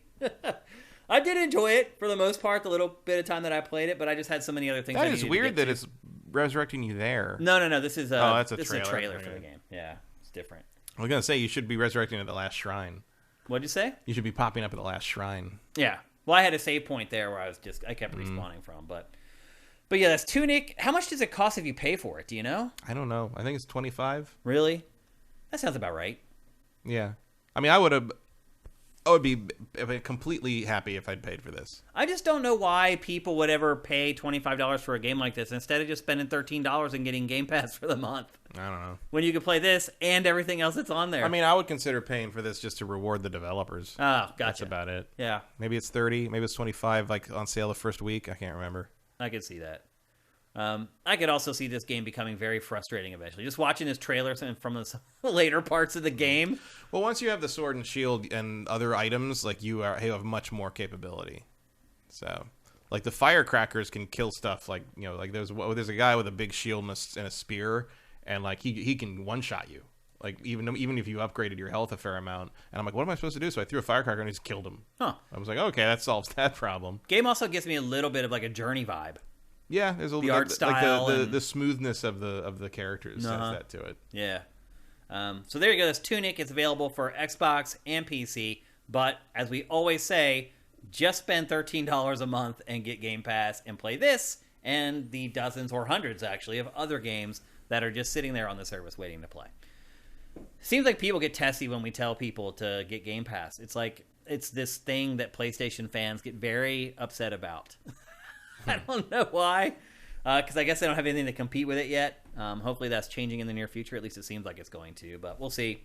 But there's Tunic. I'd give it a thumbs up, even in my limited play time. I just didn't have a lot of time to really spend with it, and I was in kind of a rush to get footage for the show. Yeah, so I give it a big thumbs up. Yeah. I really liked it. Okay. All right, it's time to move to our last topic of today's episode. Also some news that broke yesterday. Some big news. PlayStation is buying Haven Studios. You may say, what's Haven Studios? Haven Studios is the brand new studio that Jade Raymond launched literally a year almost to the day. It was announced, I believe, on like March 16th of last year. Mm-hmm. And here we are, March, 22nd today, 23rd? Yep. It's almost a year to the day after Jade Raymond launched her new studio. And along the way, she's made a couple hires. She hired like a couple guys that had worked on Assassin's Creed. It seems like she's done a pretty good job with her hires, getting people in who are really talented. And a year later, PlayStation has purchased Haven Studios. Congratulations, Jade. If only for the fact that she is undoubtedly finally going to be able to finish a video game. Mm-hmm. Which she has not been able to do in probably 10 years. About that. I think the last one was probably I Am Alive. Yeah, because she went to EA. Yeah, and they shut all that stuff down. Her stuff down there. She goes to Google and works on Stadia. Yeah, they shut down that down. All the first-party development there. Finally, she's like, you know what? Screw it. Make my own studio. And it worked. And then Jade gonna get paid, son. She is getting paid. And she deserves it. Yeah, good. I mean, that's not... And that probably means she's going to finally get something out the door. Right, most importantly. Because let's be honest, she was getting paid at those other jobs. Oh, sure. Too. Lots. But now I think she's good. Right, yeah. If she wasn't already. For life. Yeah. She's set now. I she hope has her studio, and she's going to be able to keep making games. Now, and I do think that this is part of like an arms race anyway. Like, like Sony's buying up developers the same way Microsoft is, because they see the writing on the wall in terms of where the war's going, basically. Yeah, because this is way out of the ordinary for PlayStation. Yeah, usually you have to prove yourself with at least 2 games to get Sony to even look interested at you. Right before they even start sniffing around. Ask Bluepoint about that. Yeah. I mean, Bluepoint made how many projects? People have been saying Sony should buy Bluepoint for almost 10 years. Yeah. And then they finally did it after the Demon's Souls remake, which, okay. Sure, yeah. But well, they did a really great job on it, but you should have done it a long time ago. Imagine if if Microsoft had beat them to that. Yeah. Think about Naughty Dog. How many games did Insomniac make as a second-party studio before they were finally purchased by PlayStation? Yeah, although some of that I think was Ted's choice. He just didn't want to sell. He wanted to be independent. That's possible. For a long time. There's Naughty Dog. How many Jak and Daxter games did they make before they were finally bought by... And here's Haven. They had to grow at least 3 soul patches for Jak before that would happen. Yeah, and here's Haven, which has never made a single game, has only existed for a year. For all intents and purposes, Matt, Haven right now is Jade Raymond, a logo, and maybe some little prototype. Well, whatever they have, clearly Sony likes what they see. Herman Hulst, yesterday in an interview with Games Industry, gushed over whatever it is that Haven is making. Mm-hmm. He gushed over Haven, saying that Haven has managed to do things in such a short period of time that most development studios take far longer to do. He is just in love with Haven Studios. And I think we got a hint not long ago about what they're working on. Isn't it kind of like a game as a service about like inclusion? I don't know. I didn't see that. That's what I remembered. Switch the lower third. Oh, that's what I remembered, was that it's like a game as a service that's all about like inclusion and incorporating people into other I guess that things. Sounds familiar. Yeah, I don't know. I don't remember clearly. Whatever it is, Herman Hulst is really enamored with it, because this is crazy, Matt, that they... It's home too. Okay, I mean, it could be. Yeah. It could be something like that. Like, I'm like, what if it's like... I mean, the last time you let Jade Raymond loose, she made Assassin's Creed. Right. Which changed the industry. It did. It absolutely did. So, but I'm also wondering, could this be like Dreams or a Little Big Planet game where you hear the idea and you're like, oh my God, that's brilliant. That's genius. And then the game comes out and the game is actually really good and it does what the developer said it was going to do, and nobody cares and no one buys it. Mm-hmm. It's a risk to buy a studio based upon like an idea and a couple people that are on staff at that point. Like, and a risk that PlayStation was never willing to take until now. Mm-hmm. The game has changed, Matt. Microsoft has completely changed the game and flipped the script. PlayStation's now in scramble mode. That's what this says to me. It's that PlayStation has reached a new level of desperation that it's never been at before in order for it to rationalize making such a risky move. While at the same time, I would add, they're getting a deal on the studio. So if you like the idea and you really think it's going to be something that's going to be huge, it's really something you don't want Microsoft to have. it does make sense that you buy it now before the game comes out, and it's a hit, and the price of the studio suddenly quadruples because they have this IP or this idea. Now, a caveat to this is that essentially PlayStation funded the launch of the studio because this game all along was slated to be a PlayStation exclusive, and PlayStation invested in the development of the game. So it kind of owned the studio already, because without PlayStation's money, Jade doesn't have the money to hire these people from Ubisoft that worked on Assassin's Creed. Although she might be that wealthy where she could have maybe started something a little smaller. I mean, investment might have been there. Also, like, I know some people who worked with her at Ubi back in the day and stuff, and almost every single one of them said they would work for her again in a heartbeat. Oh yeah, like I have never heard anyone say anything bad about working with her. I've never heard anyone say. And believe me, those people have said plenty of bad things about other people they've worked with to me, without any reservation. It's not like they're whitewashing their experiences. Everybody speaks very highly of her. I've never heard anyone say a bad thing about her other than trolls on the internet. Yeah, other than toxic incel trolls on the internet. And look, I've been around her so many times for extended periods of time, and she's been nothing but amazing she's great. Me and my teams and the people who have worked for me.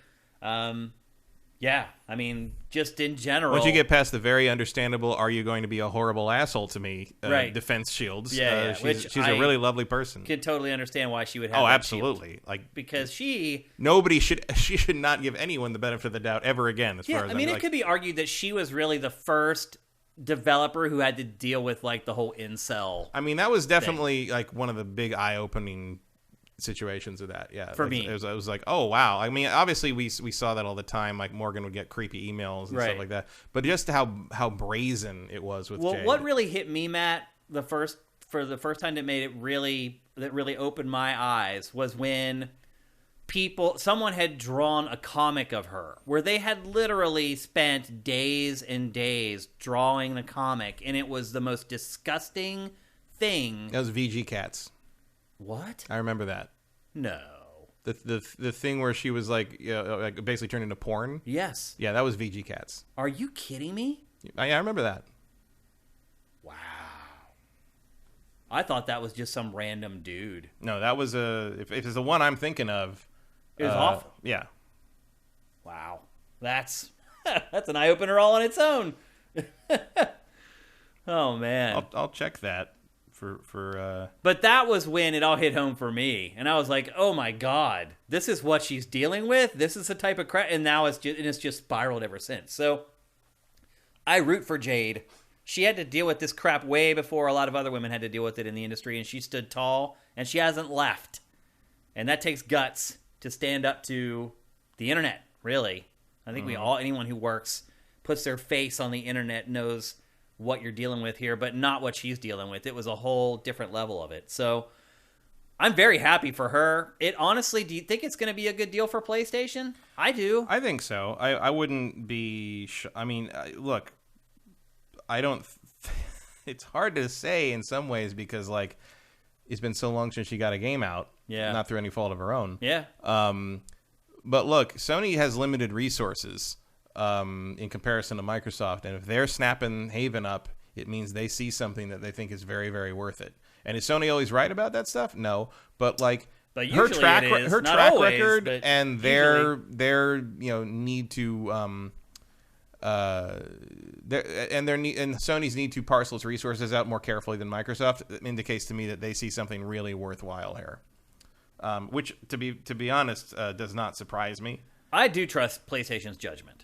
I mean, look at the games that comes out of their first-party studios. They can spot a good game when they see it. Although there have been missteps, like they probably stuck with Little Big Planet a little too long. Mm-hmm. I hate to say it because I have a really good friend who works on the game, but Dreams probably wasn't the smartest investment. But I do feel like PlayStation almost has like a slush fund that it uses just to develop crazy ideas. And I like that about it. I mean, I like that Ghostwire Tokyo is kind of crazy, and it probably gave Bethesda some money for that to make it exclusive to PlayStation. I like that Sony does that, and I hope that never goes away. I hope that remains a component of Sony's first-party offerings. And honestly, if I had to bet on somebody, I would bet on Jade Raymond. Sure. she's made huge games with huge teams. You know she can turn out product. And even when she hasn't put anything out so long, and all this stuff she does has been internally, canceled, she instantly can turn around and get a new big, high level gig or get funding. Yeah. For her own studio, and like that means she's showing people what the because you can show your previous canceled work internally to get a new job. I mean, you can't show it to the world, but you can show it in confidence to new employers as like, here's what I was working on, like, and that stuff happens fast for her. So clearly, like, what she has to show, what she's been working on her ideas, get people excited, get people with the money excited. Yeah. And like that's not a universal thing. Like there's people who have struggled for years to get another funding round. I would give her money for sure. Yep. So, and I will as soon as that game comes out. Right. So this is a risk on PlayStation's part, but I think it's a pretty safe and calculated risk. I think this goes in the same slot as Blue Point being a really smart move. Yeah, and I think she will be able to get talent. I think, like as you said, I mean, people are already saying she's mostly reassembled the original Assassin's Creed team. Like, I think people are going to want to go work at Haven. Absolutely. Yeah, absolutely. And that's a big X factor. You're with someone that you've had a good working experience with before, and you're under Sony, so you know that it's going to get done. Yeah, and you're going to have the resources to get your project done the way you want to. PlayStation also doesn't rush stuff out before it's done. No, Sony wants that boutique experience. There's so many good things about it. So it is risky. There's no doubt PlayStation took a risk on this, but I think it's a very calculated and smart risk that I do think will pay off. Will it pay off with the first game? Maybe not. I don't know. But also look at how long Sony supported Dreams. Right. Yeah. Like it's still supporting it, technically. Yeah. So still going. Yeah. Yeah, it's still there. So... And worth looking at if you get the chance. Like, it's, there's amazing stuff being made in that right now. I only don't check in as often as I should on Dreams, but it is absolutely worth loading up and just seeing what you see. Yeah, what the people have made. Do you think PlayStation should continue with this strategy going forward, or do you think this was just the ideal situation? I don't know. I mean, I'm not sure what else they're looking at or what else they're after. I think, like we saw with who did they buy? Housemarque? It's one of the recent ones. They didn't buy Housemarque, did they? PlayStation did, yeah. Did they? Mm-hmm. Who bought Bungie? Was that Microsoft? Yeah. Yeah. Xbox. Like, I think Sony should be doing the same thing. We're looking at things that plug holes or give expertise they need in their realm. In large part, I would say that would be first-person shooting. They don't have a shooter to compete with anything. I mean, maybe you don't need to anymore. I mean, maybe we need to get out of the older thinking of like, if you don't have a first person shooter, you're not a complete library, because maybe that doesn't matter so much anymore. Outside of like Call of Duty. Yeah. But even that seems to be waning a little bit here. So Sony did buy Bungie, actually. It wasn't Sony. Okay. So yeah, I mean, I think I see them plugging holes where they don't have, they don't have that expertise. And this seems like whatever this idea she has is something that they really want in their stable. Well, they have, 4 years to get out 10 games as a service? Yeah. You better get cracking. And I do wonder if this is one of them. It is, absolutely. Yeah. Oh, yeah, for sure. It's definitely one of them. And so is the new Twisted Metal game, and so is Bungie's Matter, and whatever else Bungie is cooking up. That gets you to 4 or 5. Yeah. So I got 5 more to go. There's one for The Last of Us, I think, that's being worked on. Right, they're doing some kind of multiplayer focus. Yeah, the whatever they call the. Yeah, I never remember what they call the multiplayer. They actually get to the 10 in 4 years, oddly enough. Which it seemed at first when they announced it like that would be impossible, but it might happen. Yeah, when you think about how wide that net is. Yeah, and as you said, buying Bungie plugged a bunch of holes for PlayStation. Not only does it give them a studio that can make good shooters, it also has experts in games as a service, blah, blah, blah. So Sony's, I think, made some smart decisions recently, given its limited resources in comparison to the company is trying to compete with, which essentially has endless resources to compete with. So it does seem like, and it's getting a little riskier. It's taking more risks now, but it has to. It's the only way it's going to be able to compete with Microsoft 3 years from now. Yeah, because you might really be running into a problem in a year or 2 years where Microsoft's first party lineup looks as gem ridden as I think Sony's. it's a given. It's gonna be, and that has not been a problem for 10 years. Yeah, or maybe ever. Honestly, I mean, there was a period depending on how much you liked Gears and Halo. In the 360 era, I think you had enough variety to kind of make it competitive. But I think around 2013, it just lost all of that. It was Halo. It was mediocre Halo games, Gears of War games that everybody was kind of done with, and Forza. Yeah, both and that was it. Games. Yeah, over and over and over and over. Year after year. Yep. All right, there you go. That's GameFace 293. We've got some time to do some Q&A. So if you have some questions, put them in the chat. Go at Sifted Games when you ask a question. That way, it's easy for us to pluck them out of the chat. Here's the first one from AJ the Legend Watson. Let me bring this up so you guys can all see it. Do you believe Nintendo's decision to push Advance Wars back is truly due to world events or something to do with development of the game? I actually did not even hear that. I don't know if that broke today while we've been here. Although I'm glad that there's some news happening.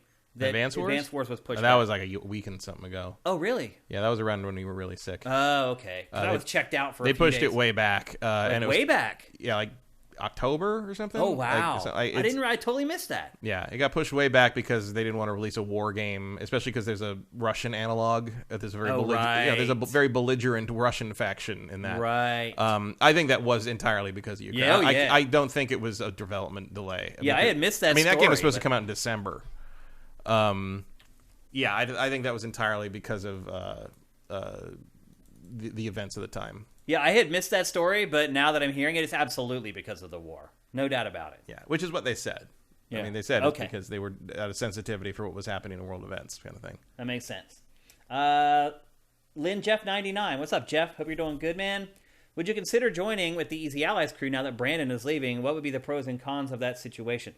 No. I mean, Brandon would have no bearing on that at all. In fact, I would rather join up with Easy Allies if Brandon was there.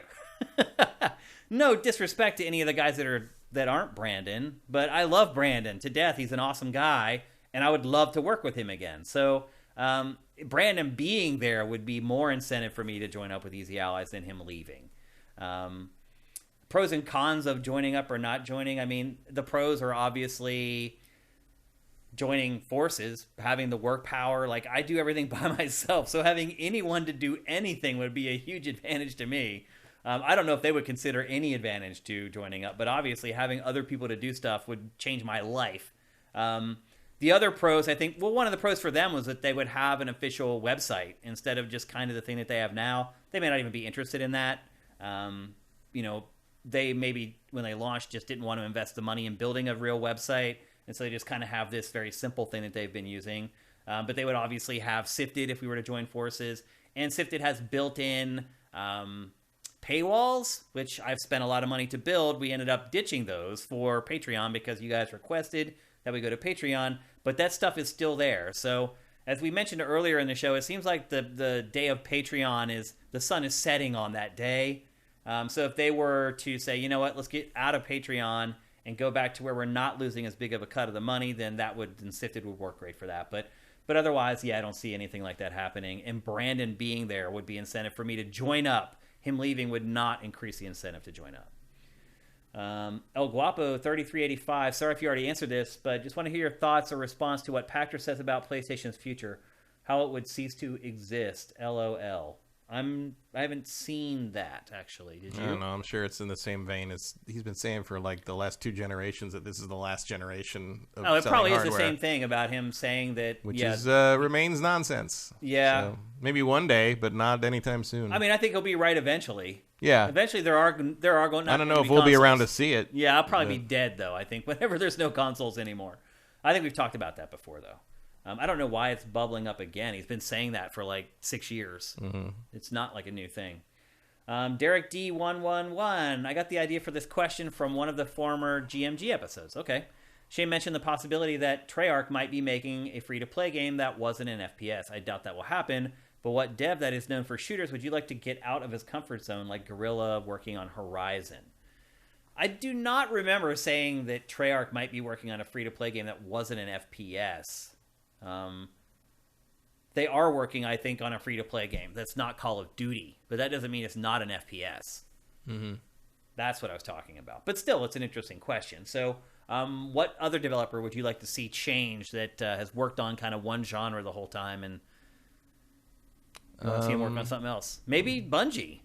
Bungie, yeah. I mean, because Bungie in its infancy, in its younger days, it did work on other stuff besides did have a couple first-person other shooters. things. It did Abuse, which was a side-scrolling kind of Metroid-y thing. Well, Halo was supposed to be entirely different than what it Halo was ended up supposed to be becoming. basically an open-world, third-person like squad game. Yep.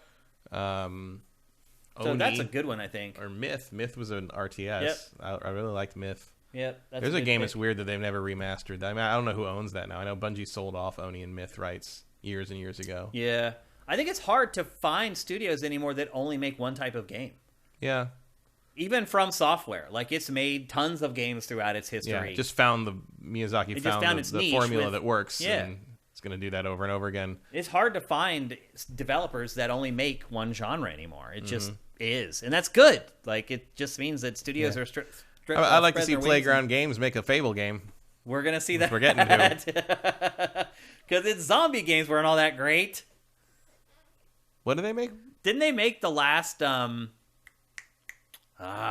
what's the first party Xbox zombie open world game? State of Decay? Yeah, didn't they make that's one? That's a same team that was literally formed just to make those. Okay, gotcha. But yeah, they're still working. There's a game we haven't seen in a while, State of Decay 3. They showed that like 3 years ago? Yeah, no, I think it was at the debut of Series X.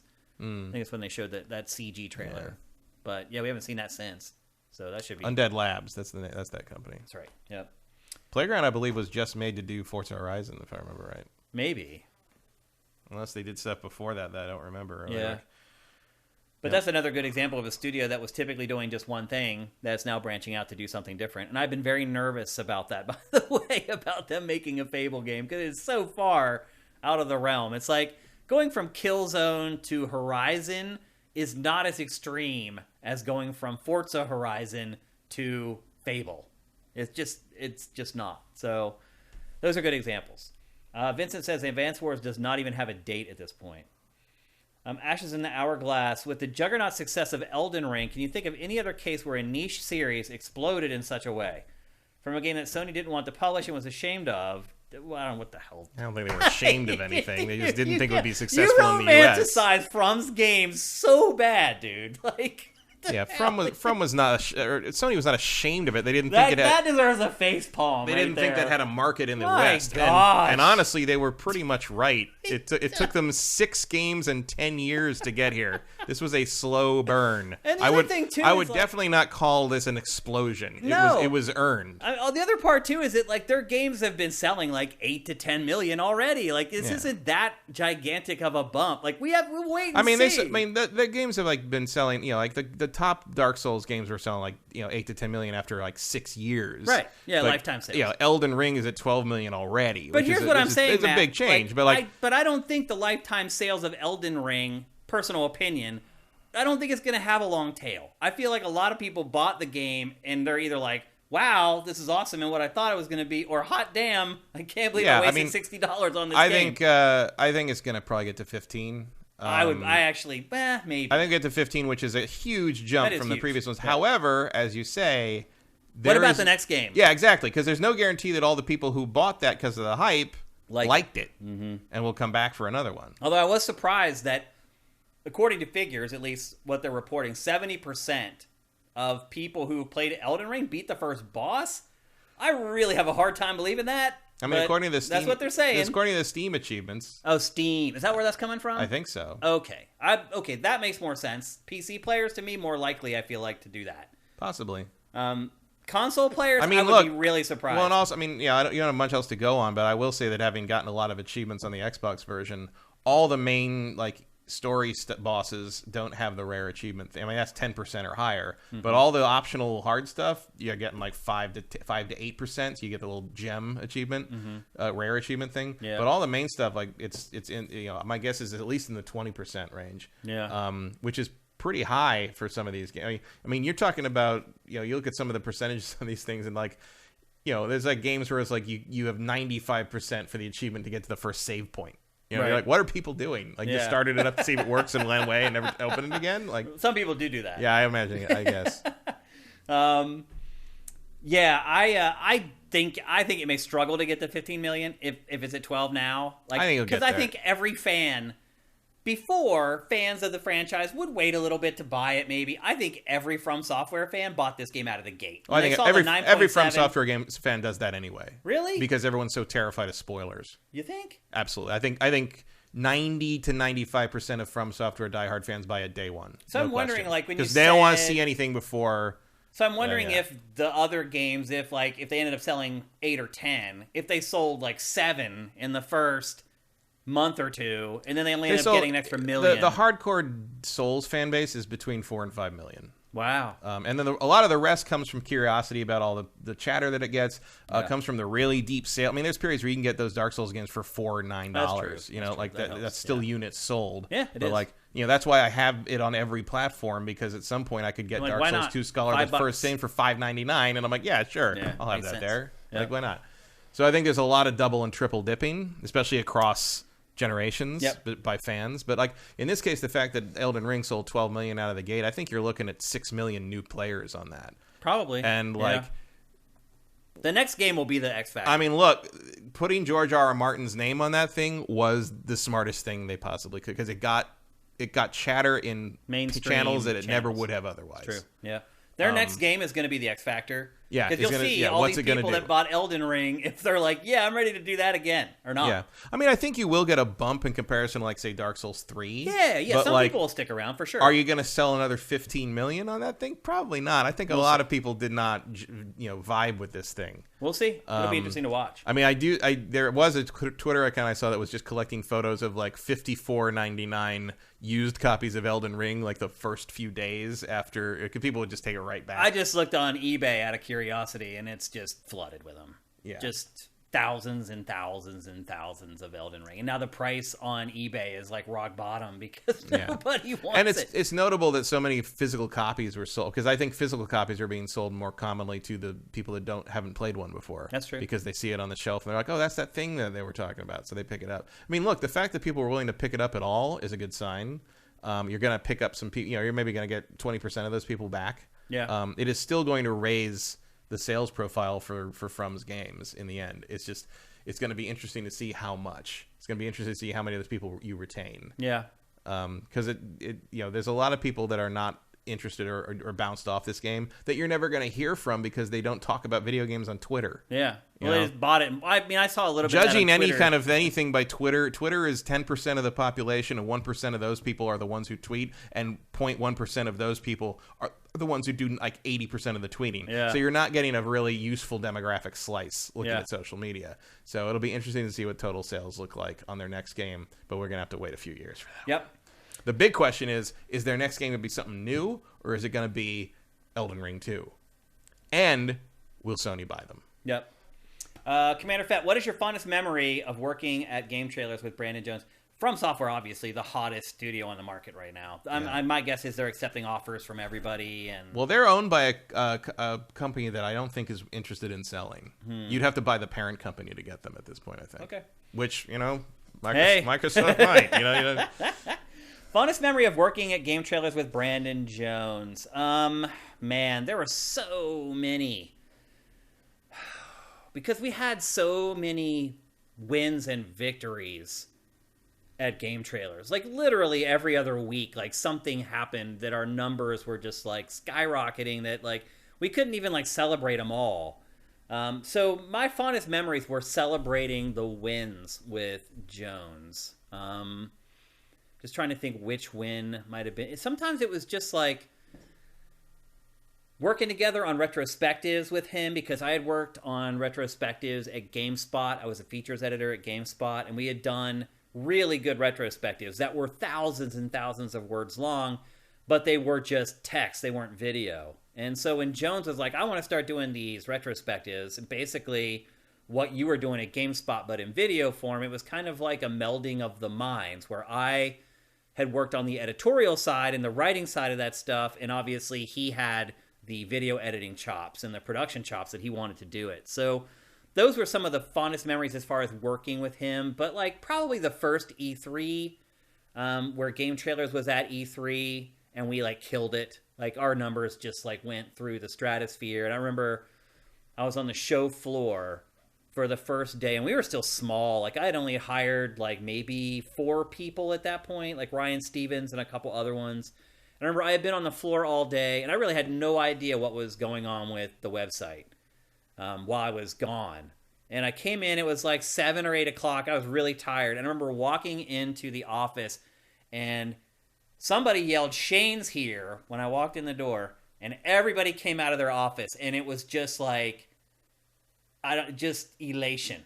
Because everyone was like, holy crap, we just did it. We just got over the hump. We are now like a major player. And the high fives that I got, I'll never forget how bad my hand hurt.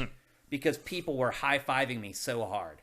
And then I'm like, what's going on? And they're like, come and look at these numbers. I remember Brent grabbing me by the arm and like dragging me into his office to show me like the numbers that we had done that day. And like, that's probably the best memory I have, because I just remember his smiling face. He was like the first face that I locked eyes with when I walked into the office. And I heard, "Shane's here," and he came out and looked, and we just made eye contact, and I could just see on his face that something big had happened. And I was oblivious because I was on the floor just working all day. And he was kind of back at the base, like managing everything. So that's probably the best memory I have, but I have so many. Like, he's a great guy. Like, the person that you saw on camera, that's him. It wasn't an act. Like, he's just a good dude. And like, he used to have parties at his house, and he'd invite everybody over, and like, his wife is just as awesome as he is, and you can just see it. Like, I don't know. It's a shame that he left. It's a shame what this does to people. It just grinds you to a pulp. Like, sometimes I wake up and I'm shocked that I'm willing to get up and dust myself off and do it again. It's like, I know everyone's like jealous of these jobs or whatever, but it is a grind, man. It's like there's always something you can be doing, and then it's never good enough. And then you go on like on my website and people are like complaining about me. I'm like, what? Do you have any idea what I've done? What I've sacrificed for this? Do you know what Brandon sacrificed? He sacrificed his child's like younger years. It's like, to criticize people like Brandon and I for not doing something wrong or not doing something right, that's just effing wrong. It just is. Like, think about it. Like, what we were doing to bring this to you. Like, the sacrifices that we've made, that Brandon has made. So, it sucks that he's gone, but I get it. Sometimes you feel like you're giving up your life and no one gives a shit. Seriously. And all they do is complain still. It's like, really? And I feel like... It's also why George Lucas sold Star Wars. Yeah. It's never good enough. And look how that turned out. Yeah, exactly. Like, I know how Brandon's feeling. And I know there's probably parts of it that were tied into his child being ill, and it was a wake-up call. Like, that wake-up call for me should have been when my dad and my sister were killed in a car accident. Like, I should have woken up. Like, instead, what did I do? I took 3 days off. And I'm back doing this again. And still, you guys complain. That's why Brandon's gone. You guys need to change your attitudes towards people like us. We're also not like 19 years old anymore. It's hard to do this. It's hard to dedicate 14 or 15 hours a day to a job when you're our age. But here we are grinding for you guys. Like, give it a break, man. Give it a freaking break. Or you're going to keep losing people like Brandon. And that's all I'll say on that. Undy Unchained. Are you excited for Kirby and the Forgotten Land? Yes, we talked about it in the last GameFace, the one we did 2 weeks ago. I really liked it. Yeah, I think it's an auspicious demo that's up on the eShop right now, and I hope the full game continues what's in there, because I really enjoyed it. Yeah, I'll play it. Yep. One more question. Vincent said the PlayStation trophy percentages are similar for Elden Ring. Okay. 61% of PlayStation owners have beaten Godric. That's impressive. Pretty good. I'm surprised. Andy T. Monahan, here's the last one. Another Elden Ring question. Does the next game have an easy mode despite the sales numbers? Judging by Miyazaki's comments, no. No. I mean, the sales numbers mean that they won't put it in. The logic... I don't think he'd put it in anyway. Right, I don't either. But now that it's sold like that, like, hell no, there's no way he's going to change anything.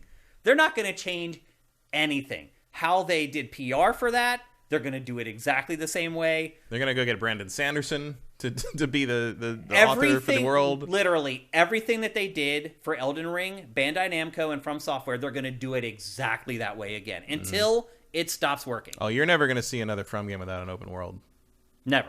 That's it. That's what these games are from now You'll on. never get a more linear kind of curated experience out of one of their games again. It's not going to happen. Because why would you? You'd be an idiot to do anything but what you're doing. So yeah, everything that they did, all the marketing, and one thing that does make me happy is that they did reach out to us and got us into the beta.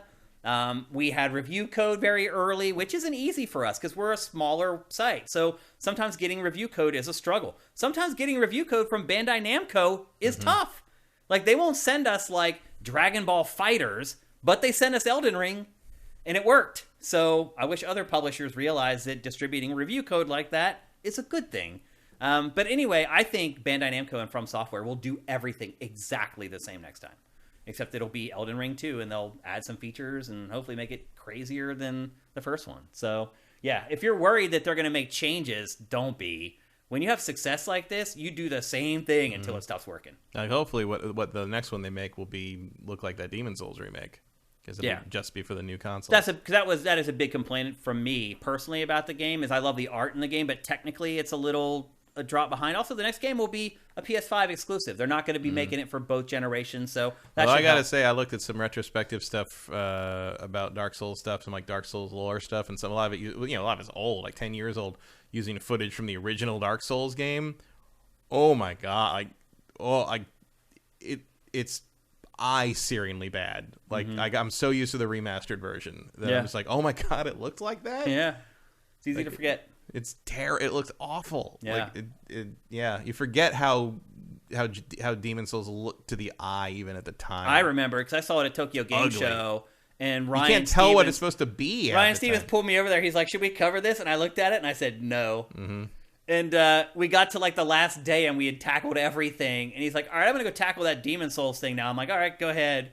And he saw it. For whatever reason, Ryan Stevens saw what was in that franchise way before anyone else. I remember coming back from TGS and he kept talking about that game, and I'm like, dude, that game is a piece of crap. It feels like it's held together with like Elmer's glue. And he's like, you're right. He's like, but there's something about it. He's like, I can't wait to play it, and blah, blah, blah. So he definitely had his eye on the future with that one. So with that, we're going to have to close episode 293. We will be back here again next week, next Tuesday. Again, apologies for missing last week. I was sick as a dog. If Shane doesn't do GameFace, he is feeling low, and I was feeling awful. So it's great to feel better. It's great to be back. We'll be back again next week, next Tuesday, right here at twitch.tv/SiftedGames at 1 p.m. Pacific, 4 p.m. Eastern. If you're listening to this show on any of the podcast feeds, and GameFace is on all of them, at the very least, leave us a review. And if you'd really like to help us, head to patreon.com/sifted and drop us a pledge. Again, our Patreon is still at rock bottom, the lowest it's ever been. I don't know if some people, maybe you'll reconsider us now that things are changing over at Easy Allies. I don't know. But we do the best that we can for you guys. And I think we keep our current patrons pretty happy with the amount of content that we create. So, Matt, good to be back with you here on GameFace. We'll see you guys next Tuesday. GameFace is up and out.